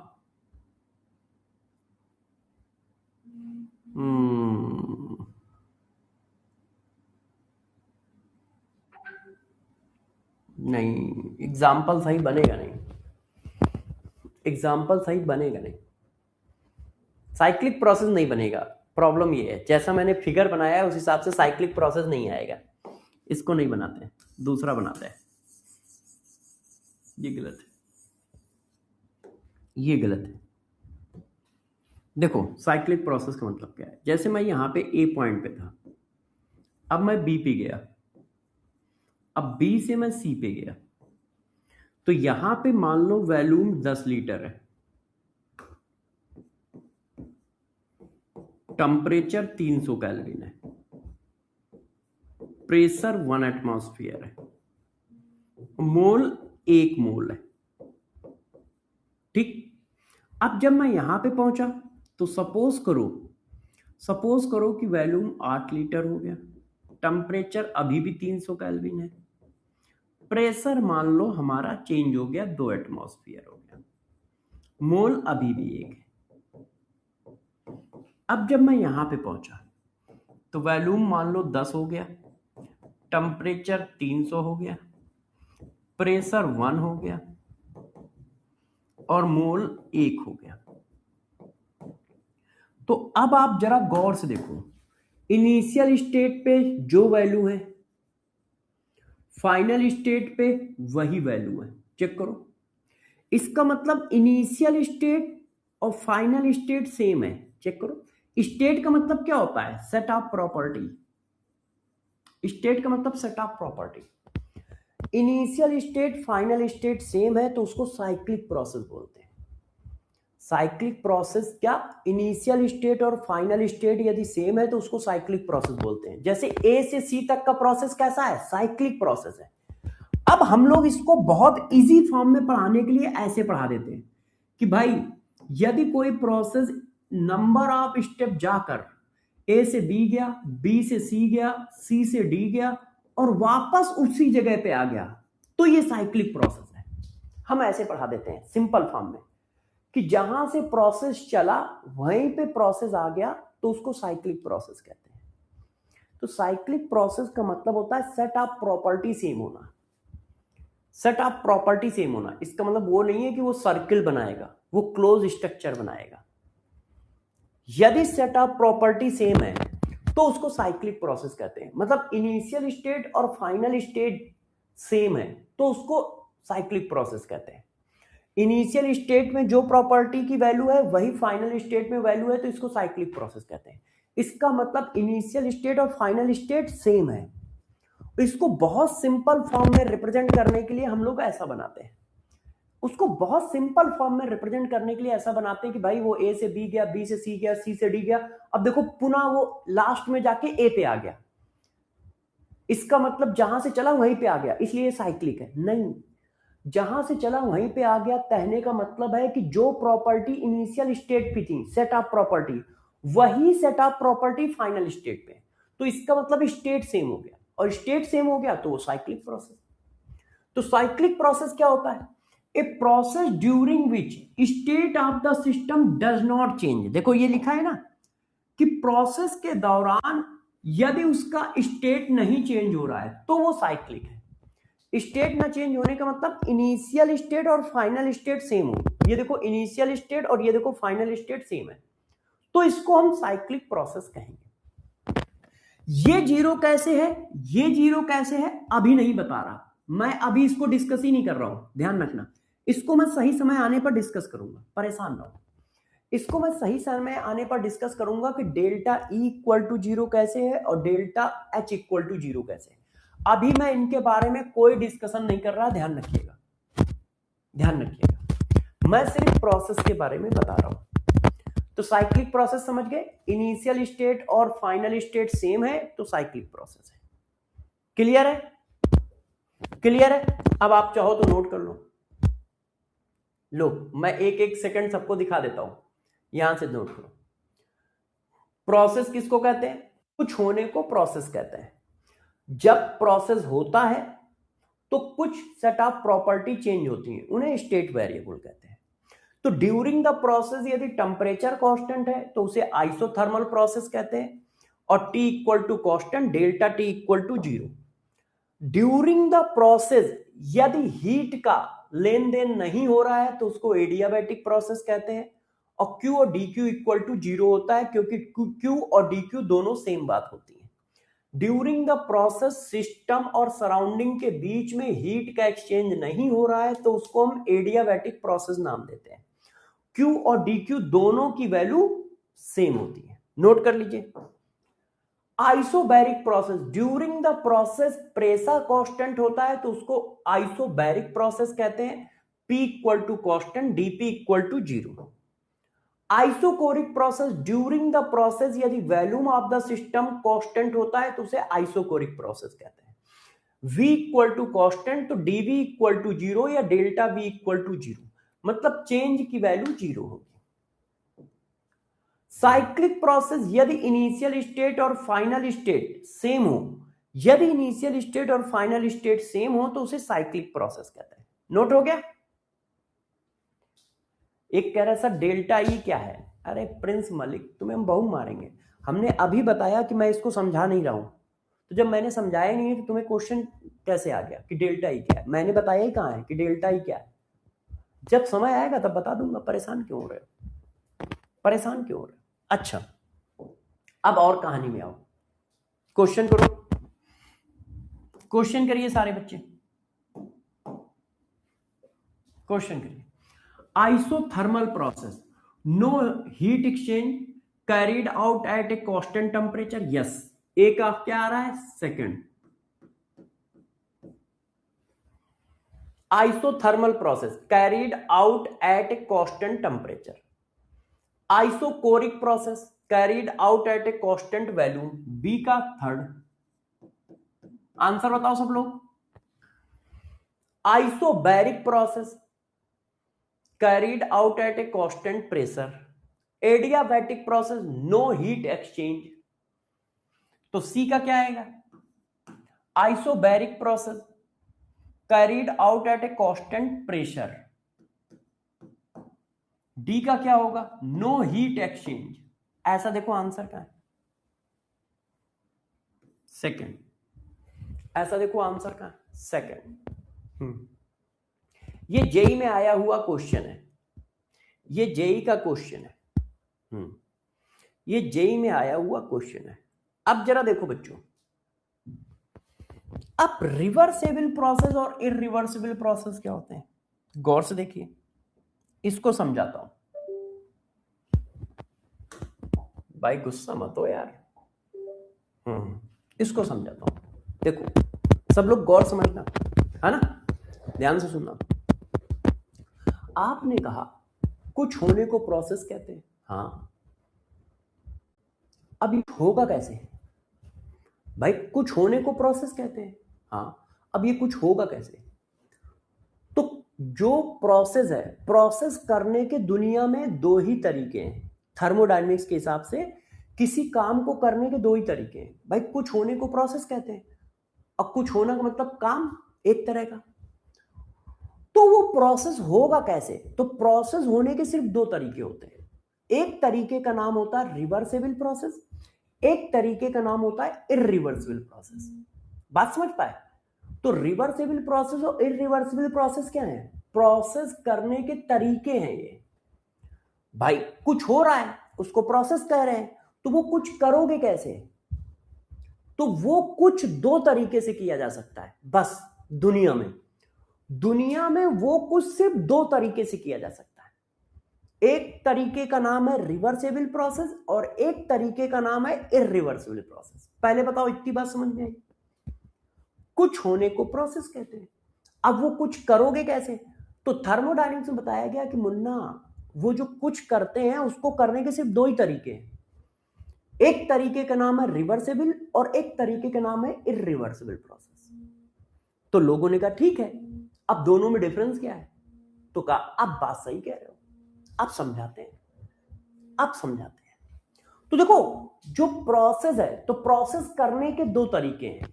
एक का नाम है इरिवर्सिबल प्रोसेस और एक का नाम है रिवर्सिबल प्रोसेस। इसीलिए यहां पर देखो क्या लिखा है, मोड्स ऑफ प्रोसेस, काम करने का तरीका, काम करने के तरीके।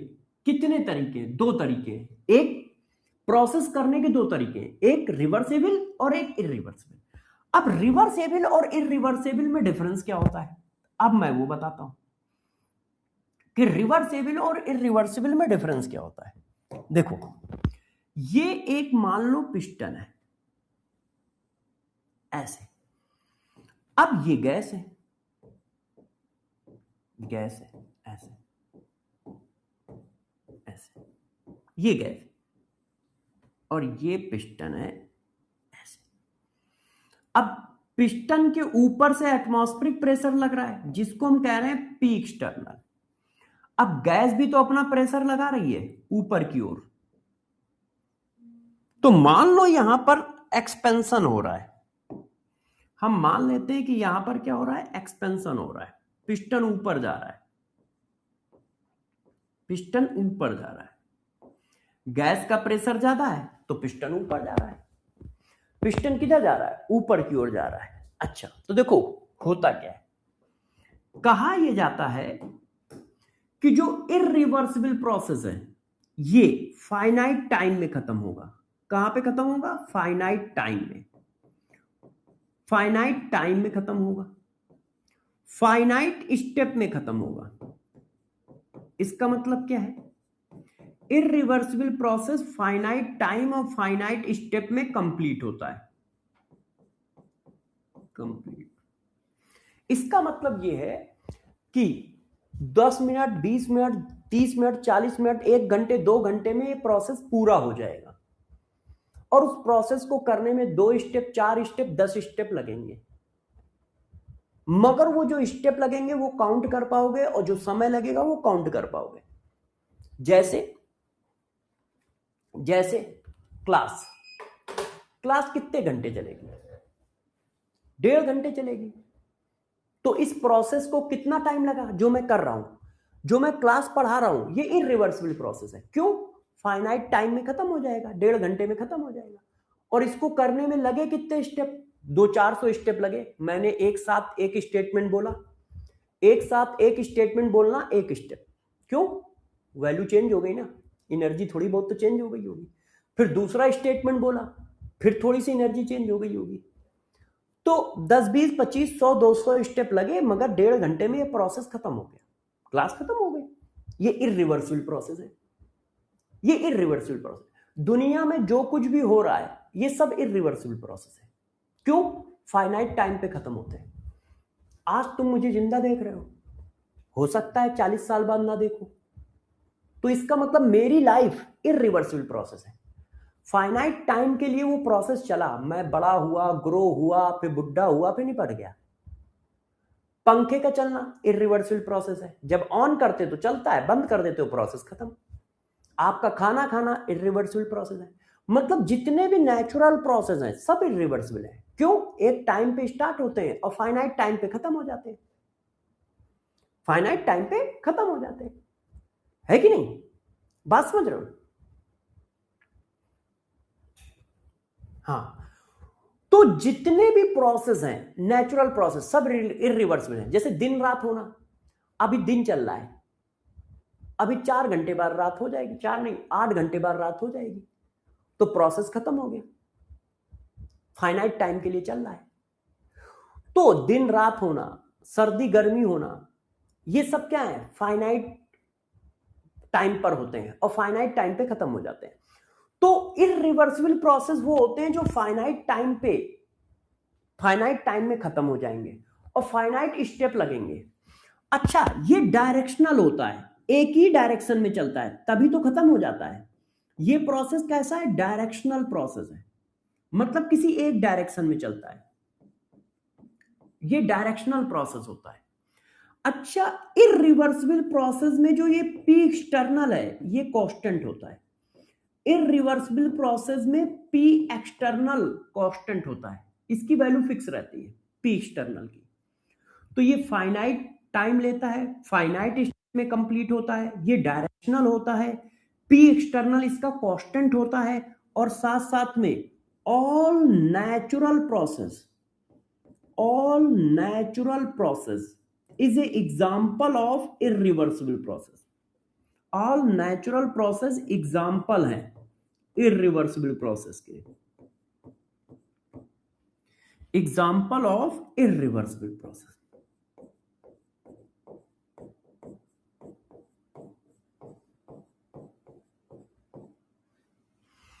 जितने भी नेचुरल प्रोसेस हैं सब के सब इररिवर्सिबल प्रोसेस के एग्जाम्पल हैं। तो बात समझ में आई। अब रिवर्सेबल चेक करो कि रिवर्सेबल कैसे होता है। तो देखो रिवर्सेबल के बारे में बताता हूं,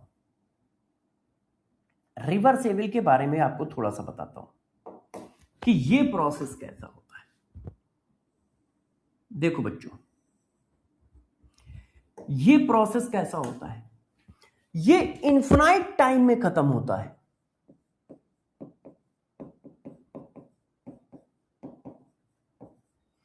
इनफिनाइट स्टेप लेता है, मतलब ये इनफिनाइट टाइम में खत्म होगा, इनफिनाइट स्टेप में खत्म होगा। ये देखो, और ये हमेशा इक्विलिब्रियम होता है, always present in equilibrium, always present in equilibrium, ये हमेशा ही इक्विलिब्रियम में रहता है, इक्विलिब्रियम। ये दोनों डायरेक्शन में मूव करता है, बोथ डायरेक्शन मूव, मतलब फॉरवर्ड भी जा सकता है, बैकवर्ड भी जा सकता है, मूव। ये एक हाइपोथेटिकल प्रोसेस है, अभी पढ़ा समझाऊंगा।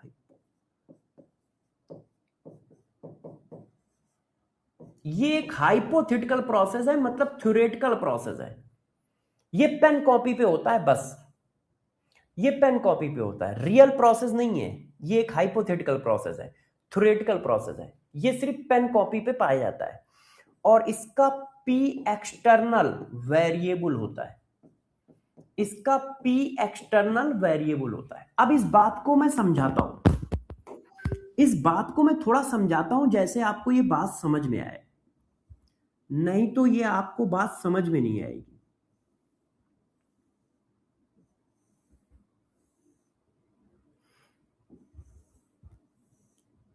ये देखिए, अब मैं थोड़ा आपको समझाने की कोशिश करता हूं और 2 मिनट में समझ में आ जाएगा, आप टेंशन ना लो। यहां पे क्या होता है, पिस्टन जो है वो हमेशा इक्विलिब्रियम में रहता है, धीरे धीरे करके इक्विलिब्रियम में ऊपर जाता है, वाइब्रेट करता हुआ, ऐसे बहुत सारे स्टेप में, इनफिनाइट स्टेप में। ये देखो इस तरह से दोनों डायरेक्शन में हिलता हुआ जाएगा, ऊपर नीचे होते हुए ऊपर की ओर चलता चला जाएगा, ऐसे। ये देखिए,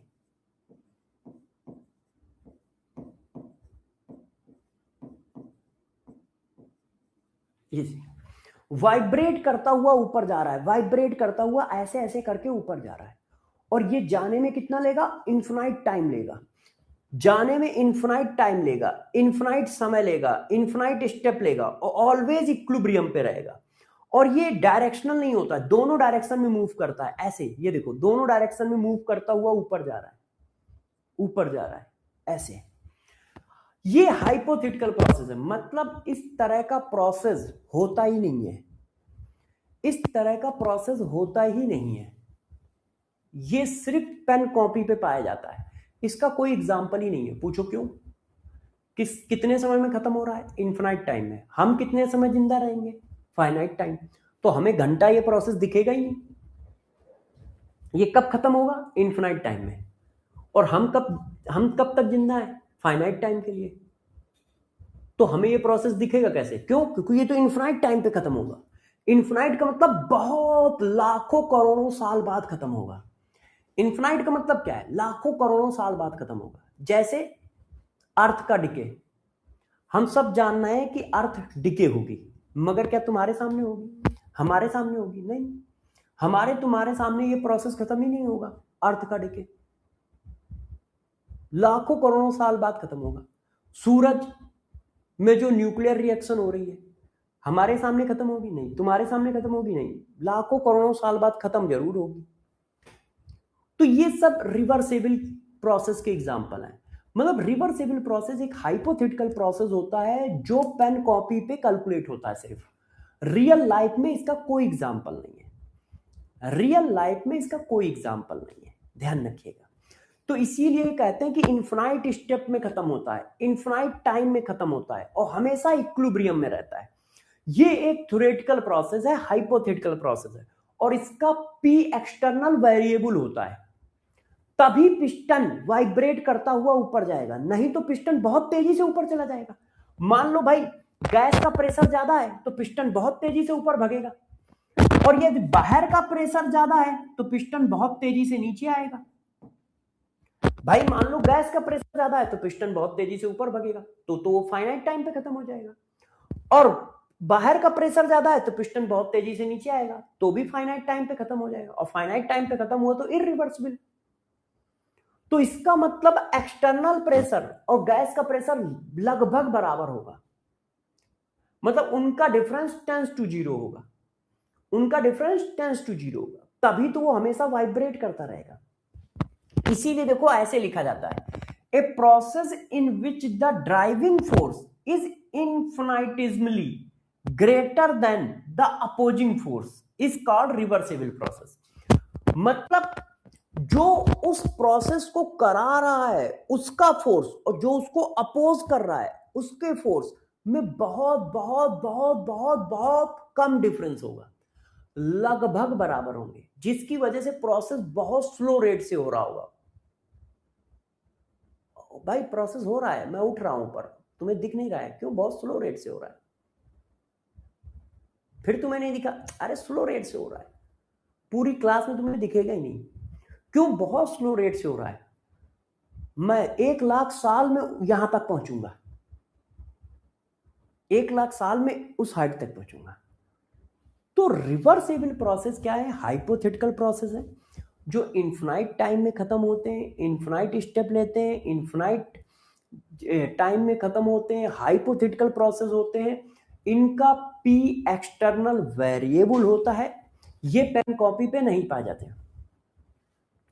first order reaction example of reversible process, गलत है। ऐसा किसने कहा? मैंने तो कभी नहीं कहा।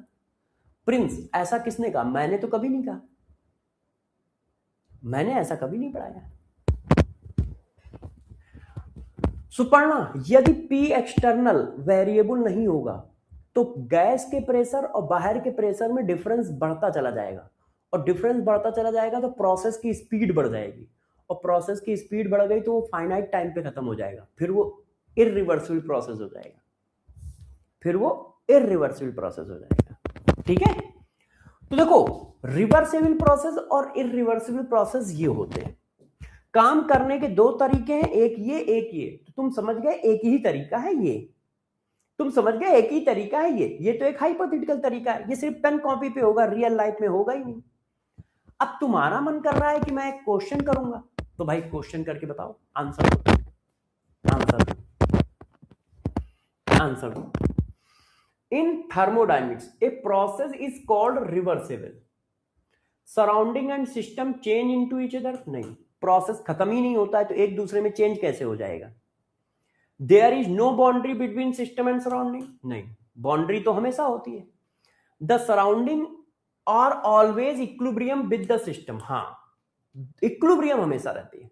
The system change into the surrounding spontaneously, spontaneously कहां होता है? लाखों करोड़ों साल में प्रोसेस खत्म होना है, लाखों करोड़ों साल में प्रोसेस खत्म होना है, तो ये स्पॉन्टेनियसली कैसे हुआ?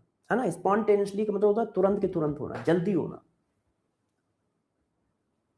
जल्दी होना। हाँ, yes yes yes yes yes.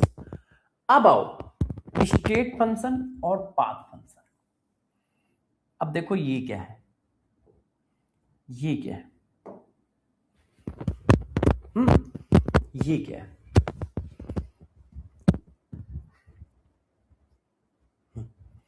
ये क्या है? अब देखो बच्चों, स्टेट फंक्शन क्या होता है, पाथ फंक्शन क्या होता है, ये समझाता हूं।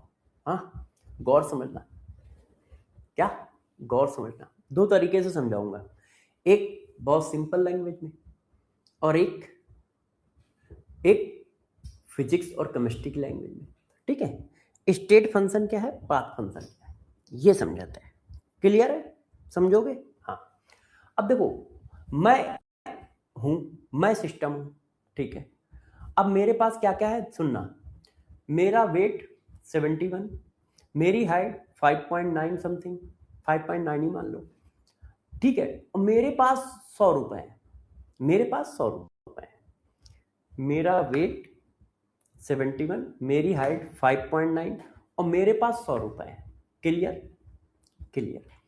अब ये पैसे मुझे कैमरे तक पहुंचाने हैं, एक स्टेट में हूं, एक स्टेट कैमरा, मतलब इनिशियल स्टेट और वो फाइनल स्टेट, है ना। ये पैसे मुझे कैमरे तक पहुंचाने हैं, समझ लो। अब यदि ये पैसे मैं डायरेक्ट पहुंचाता हूं तो बीच में कोई कमीशन नहीं लगेगा, मगर यदि मैं किसी बच्चे को देता हूं तो इस काम को करने के वो 2 रुपए ले लेता है, इस काम को करने के 2 रुपए ले लेता है। तो भाई मेरे पास 100 रुपए थे, ठीक है, मेरे पास 100 रुपए थे।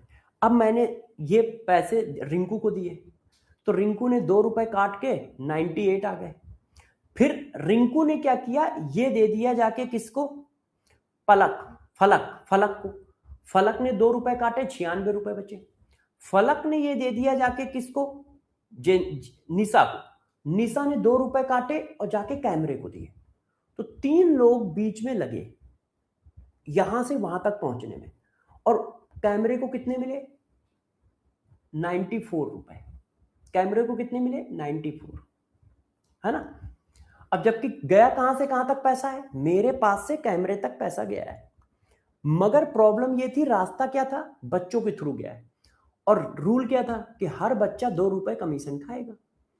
तो भाई मैंने पहले पता नहीं किसको दिया था, मैं भूल गया, है ना। उसने 2 रुपए खाए, फिर फलक ने 2 रुपए खाए, फिर निशा ने 2 रुपए खाए, तो 94 उसको मिले। अच्छा, अब जरा गौर से देखो, अब यदि मैं डायरेक्ट देता तो 100 के 100 मिलते, 100 के 100 मिलते।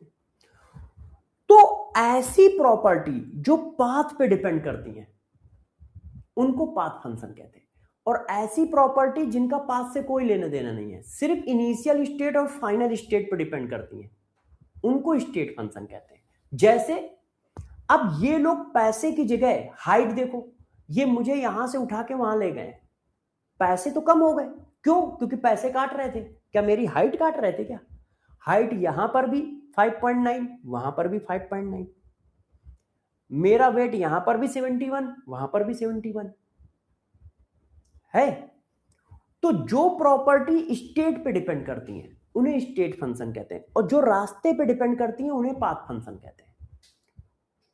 तो पाथ फंक्शन वो होती हैं जो इनिशियल स्टेट फाइनल स्टेट के साथ साथ पाथ पर भी डिपेंड करती हैं कि वो पाथ क्या है, और स्टेट फंक्शन वो होते हैं पाथ पे डिपेंड ही नहीं करते, बस इनिशियल और फाइनल स्टेट पे डिपेंड करते हैं। मैं थोड़ा और अभी इसको समझाऊंगा। तो स्टेट फंक्शन क्या होते हैं, only depend, only depend upon initial state and final state, final state. यदि इनिशियल स्टेट और फाइनल स्टेट कॉमन है तो उसकी वैल्यू कॉमन होगी। सपोज करो एक स्टेट ये है और एक स्टेट ये है, ये इनिशियल है ये फाइनल है। अब हम इस पास से जाएं, मान लो इसकी वैल्यू, गौर सुना, हम इस पास से गए, ठीक है, इसकी वैल्यू ये है, इंटरनल एनर्जी मान लेते हैं, इंटरनल एनर्जी चेंज इतना है। अब मैं इस पास से जाता तो इंटरनल एनर्जी चेंज इतना है, इतना है। यदि ये स्टेट फंक्शन है तो देखो अभी भी आप यहां से चले यहां तक पहुंचे, एक रास्ता ये था, एक रास्ता ये, दोनों में इनिशियल स्टेट और फाइनल स्टेट सेम है, तो यदि ये स्टेट फंक्शन है दोनों वैल्यू सेम होंगी, जबकि रास्ता अलग अलग है, मगर रास्ते से कोई लेना देना नहीं है। स्टेट फंक्शन सिर्फ इनिशियल स्टेट फाइनल स्टेट को देखता है, इनिशियल स्टेट और फाइनल स्टेट दोनों का सेम है तो वैल्यू सेम होगी। तो इंटरनल एनर्जी स्टेट फंक्शन है तो इनिशियल और फाइनल सेम है, तो चाहे आप इस रास्ते से जाओ चाहे इस रास्ते से जाओ सेम वैल्यू आएगी। क्यों? क्योंकि वो रास्ते पे डिपेंड ही नहीं करती। अच्छा, पाथ फंक्शन क्या होता है? वो initial state and final state के साथ साथ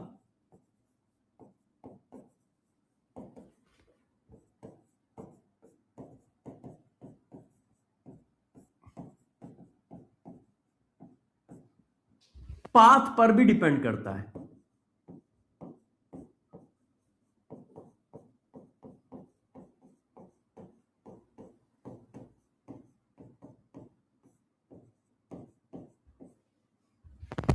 वो इनिशियल स्टेट और फाइनल स्टेट के साथ साथ पाथ पर भी डिपेंड करता है। जैसे आप लोगों ने पढ़ा होगा डिस्टेंस और डिस्प्लेसमेंट। डिस्प्लेसमेंट जो होता है वो पाथ पर डिपेंड नहीं करता है, वो मिनिमम डिस्टेंस बिटवीन 2 पॉइंट होता है, और डिस्टेंस जो होता है वो पाथ पर डिपेंड करता है। तो पाथ फंक्शन स्टेट फंक्शन में डिफरेंस क्या है? स्टेट फंक्शन सिर्फ इनिशियल स्टेट और फाइनल स्टेट पर डिपेंड करेगा, उसका पाथ से कोई लेना देना नहीं है कि तुमने प्रोसेस कैसे किया है, तुमने प्रोसेस कैसे किया है उससे कोई लेना देना नहीं है। उसको बस ये लेने देना है कि तुम कहां से चले कहां तक गए, और जहां से चले हो वहां तक जहां तक जा रहे हो वो सेम है तो उसकी वैल्यू सेम रहेगी, उसका पाथ से कोई लेना देना नहीं। और यदि वो पाथ फंक्शन है तो उसका पाथ से लेना देना होगा इनिशियल स्टेट फाइनल स्टेट के साथ साथ। यदि तुमने पाथ चेंज कर दिया तो उसकी वैल्यू चेंज हो जाएगी। तो पाथ फंक्शन सिर्फ ये हैं, इनको छोड़कर कोई भी आ जाए आप स्टेट फंक्शन लिख दो। डिस्टेंस, हीट, वर्क और हीट कैपेसिटी, ये पाथ फंक्शन है। डिस्टेंस, वर्क, हीट और हीट कैपेसिटी, ये पाथ फंक्शन है। इनके अलावा कोई भी चीज आए बस स्टेट फंक्शन, इनके अलावा कोई भी एग्जांपल आए स्टेट फंक्शन। वर्क, हीट, ठीक है, डिस्टेंस और हीट कैपेसिटी पाथ फंक्शन। इसके अलावा कुछ भी हो वो स्टेट फंक्शन है, वो स्टेट फंक्शन है। तो पाथ फंक्शन कौन कौन से हैं? Distance, work, heat, heat capacity, distance, work, heat, heat capacity, distance, work, heat, heat capacity, distance, work, heat, heat capacity path function है। इसके अलावा कुछ भी दिखे तुम स्टेट फंक्शन लगा दो। जैसे मैं तुमसे पूछूं टेम्परेचर, स्टेट फंक्शन, क्या ये वर्क है, क्या ये हीट है, क्या ये हीट कैपेसिटी है, क्या ये डिस्टेंस है? नहीं, तो बस state function. Internal energy, state function. क्यों? क्या ये हीट है? नहीं। क्या ये वर्क है? नहीं। क्या ये हीट कैपेसिटी है? नहीं। क्या ये डिस्टेंस है? नहीं, तो बस state function. Enthalpy, state function. Gives free energy, state function. बाकी सब state function. Entropy, state function. ये देखो, तो work, heat capacity, distance, path function. इसके अलावा मैं कुछ भी पूछूं आप state function, displacement state function, heat के वो Gibbs free energy state function, temperature state function, volume state function, pressure state function, ठीक है, internal energy state function, enthalpy state function, entropy state function, कुछ भी बोलूं स्टेट फंक्शन टिक कर दो। सिर्फ work, heat capacity, distance, path function, work, heat capacity, distance, path function. अब इसको करो इस टेबल को, work path function, heat path function, volume state function, pressure state function, internal energy state function, Gibbs free energy state function, enthalpy state function, entropy state function. ये क्या है? ये enthalpy state function, heat capacity path function, temperature state function, number of mole state function. Path function कौन कौन है? Work, heat capacity, distance, work, heat capacity, distance, path function. इसके अलावा कुछ भी दिखता है स्टेट फंक्शन, इसके अलावा कुछ भी दिखता है state function, work, heat capacity, distance, path function. इसके अलावा कुछ भी दिखेगा state function, work, heat capacity, distance, path function. इसके अलावा कुछ भी दिखेगा स्टेट फंक्शन। बताओ भाई answer. Among the following is the number of state variable. State function पूछ रहा है। स्टेट फंक्शन इनमें से कौन कौन है? तो भाई इनमें से कौन कौन है? पाथ फंक्शन कौन है? Work, heat capacity,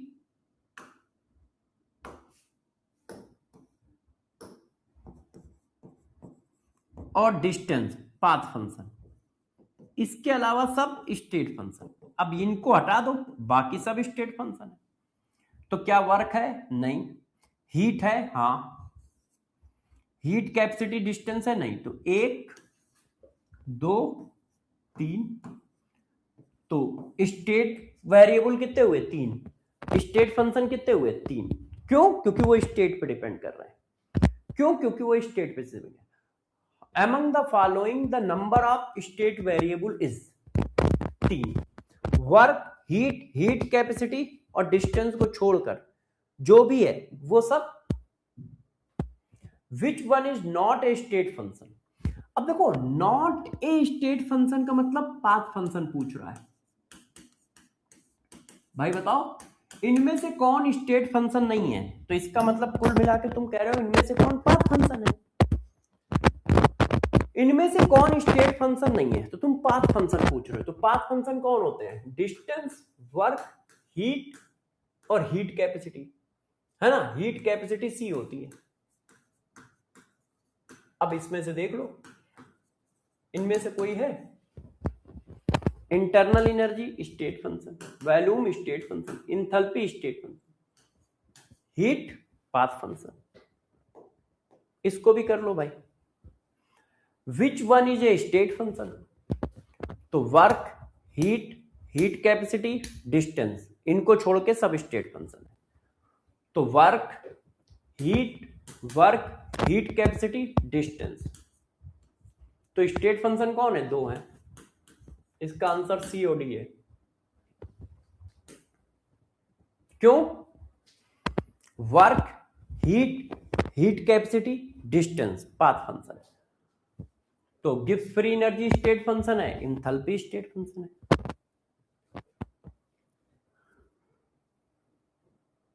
Gibbs free energy state function है और इंथैल्पी स्टेट फंक्शन है। क्लियर हो गया? सबको क्लियर हो गया? तो देखो अब बेसिक टर्मिनोलॉजी खत्म हो गई है। अगली क्लास से आप पढ़ोगे वर्क क्या होता है, हीट क्या होती है, इंटरनल एनर्जी क्या होता है, फर्स्ट लॉ ऑफ थर्मोडायनेमिक्स क्या होता है। तो ये सारा रिवाइज करके कल आइएगा, पहला और दूसरा दोनों। और साथ साथ में ये क्यूएसडी सीट भी करके आइएगा जो मैं अभी दूंगा। क्यूएसडी सीट नंबर 2 भी करके आइएगा और ये सारा करके आइएगा, रिवाइज करके आइएगा। सब कुछ समझ में आया प्रॉपर? सब कुछ मस्त समझ में आया? कोई दिक्कत तो नहीं है? टोटल समझ में आ गया, मजा आ गया सर, ठीक है। तो ये सारा रिवाइज करके आओगे आप लोग, क्योंकि देखो बहुत सारे टर्म आएंगे, आप उनकी मीनिंग भूलोगे, चीजें भूलोगे, तो फिर आगे कंफ्यूजन बढ़ता चला जाएगा। तो बस डेली रिवाइज करो, और मैं कुछ नहीं कह रहा। अभी कोई क्वेश्चन मत लगाओ, मैं खुद इतने सारे क्वेश्चन करा दूंगा, आप देख लेना, कम से कम 100-150 क्वेश्चन तो मैं खुद करा दूंगा इसमें, क्योंकि इसमें न्यूमेरिकल वैल्यू कम डालनी पड़ती है, कैलकुलेशन कम होती है, तो तेजी से समझाता चला जा, करता चला जाऊंगा। वेरी गुड, हाँ CSD सीट डाल दूंगा बेटा मैं उसकी। तो सारे बच्चे बस डेली रिवाइज करके आए। देखो यार, आप मेरी बात नहीं मानोगे कुछ दिक्कत है, और मानोगे तो चाहे जैसा चैप्टर हो मैं उसका धुआं भर दूंगा। इतने दिनों से पढ़ा रहा हूं और इतनी सारी चीजें मैंने की हैं, तो उनका यूज तो करूंगा ही, और बिल्कुल आराम आराम पढ़ाऊंगा। कोई स्पीड ज्यादा पढ़ाए ना, क्या कोई बहुत तेजी से पढ़ा रहा हूं, स्पीड ज्यादा है नहीं, क्वेश्चन कम करा रहा हूं नहीं, है सब कुछ क्लास के अंदर ही करा दूंगा, बहुत आराम से करा दूंगा। मगर हाँ, कुछ कंडीशन है कि भाई रिवीजन तो आपको करके आना ही पड़ेगा डेली यार, क्योंकि वो हमारा पार्ट नहीं है। समझाना हमारी जिम्मेदारी है, सब कुछ सिखाना हमारी जिम्मेदारी है, मगर यार रिवीजन थोड़ा करके आओगे। तो सब लोग डेली रिवीजन करके आएंगे, ये आपकी जिम्मेदारी, बाकी आप मेरे ऊपर छोड़ दो। इस चैप्टर का मैं आपको मास्टर बना दूंगा, मतलब अच्छा खासा नॉलेज तुम्हारा होगा, शायद यदि कोई 1-2 साल एक्सपीरियंस का टीचर होगा उससे ज्यादा तुम्हें नॉलेज होगा। चलो बाय बाय, नेक्स्ट क्लास में मिलते हैं, तब तक अपना ध्यान रखो और पढ़ाई करते रहो, और ये QHD सीट करके आना जो मैं अभी लिख के दूंगा, ठीक है। बाय बाय, बाय बच्चों। हाँ, ओह अच्छा, कल आज शाम को 8 बजे मिलेंगे, सही बच्चे 8 बजे आएंगे, ठीक है। आप लोगों के लिए बहुत अच्छी एनालिसिस लाया हूं, तो 8 बजे सभी बच्चे मिलेंगे यूट्यूब पर, संकल्प नीट वेदांतो वाले पे, ठीक है। वेट करूंगा सबका।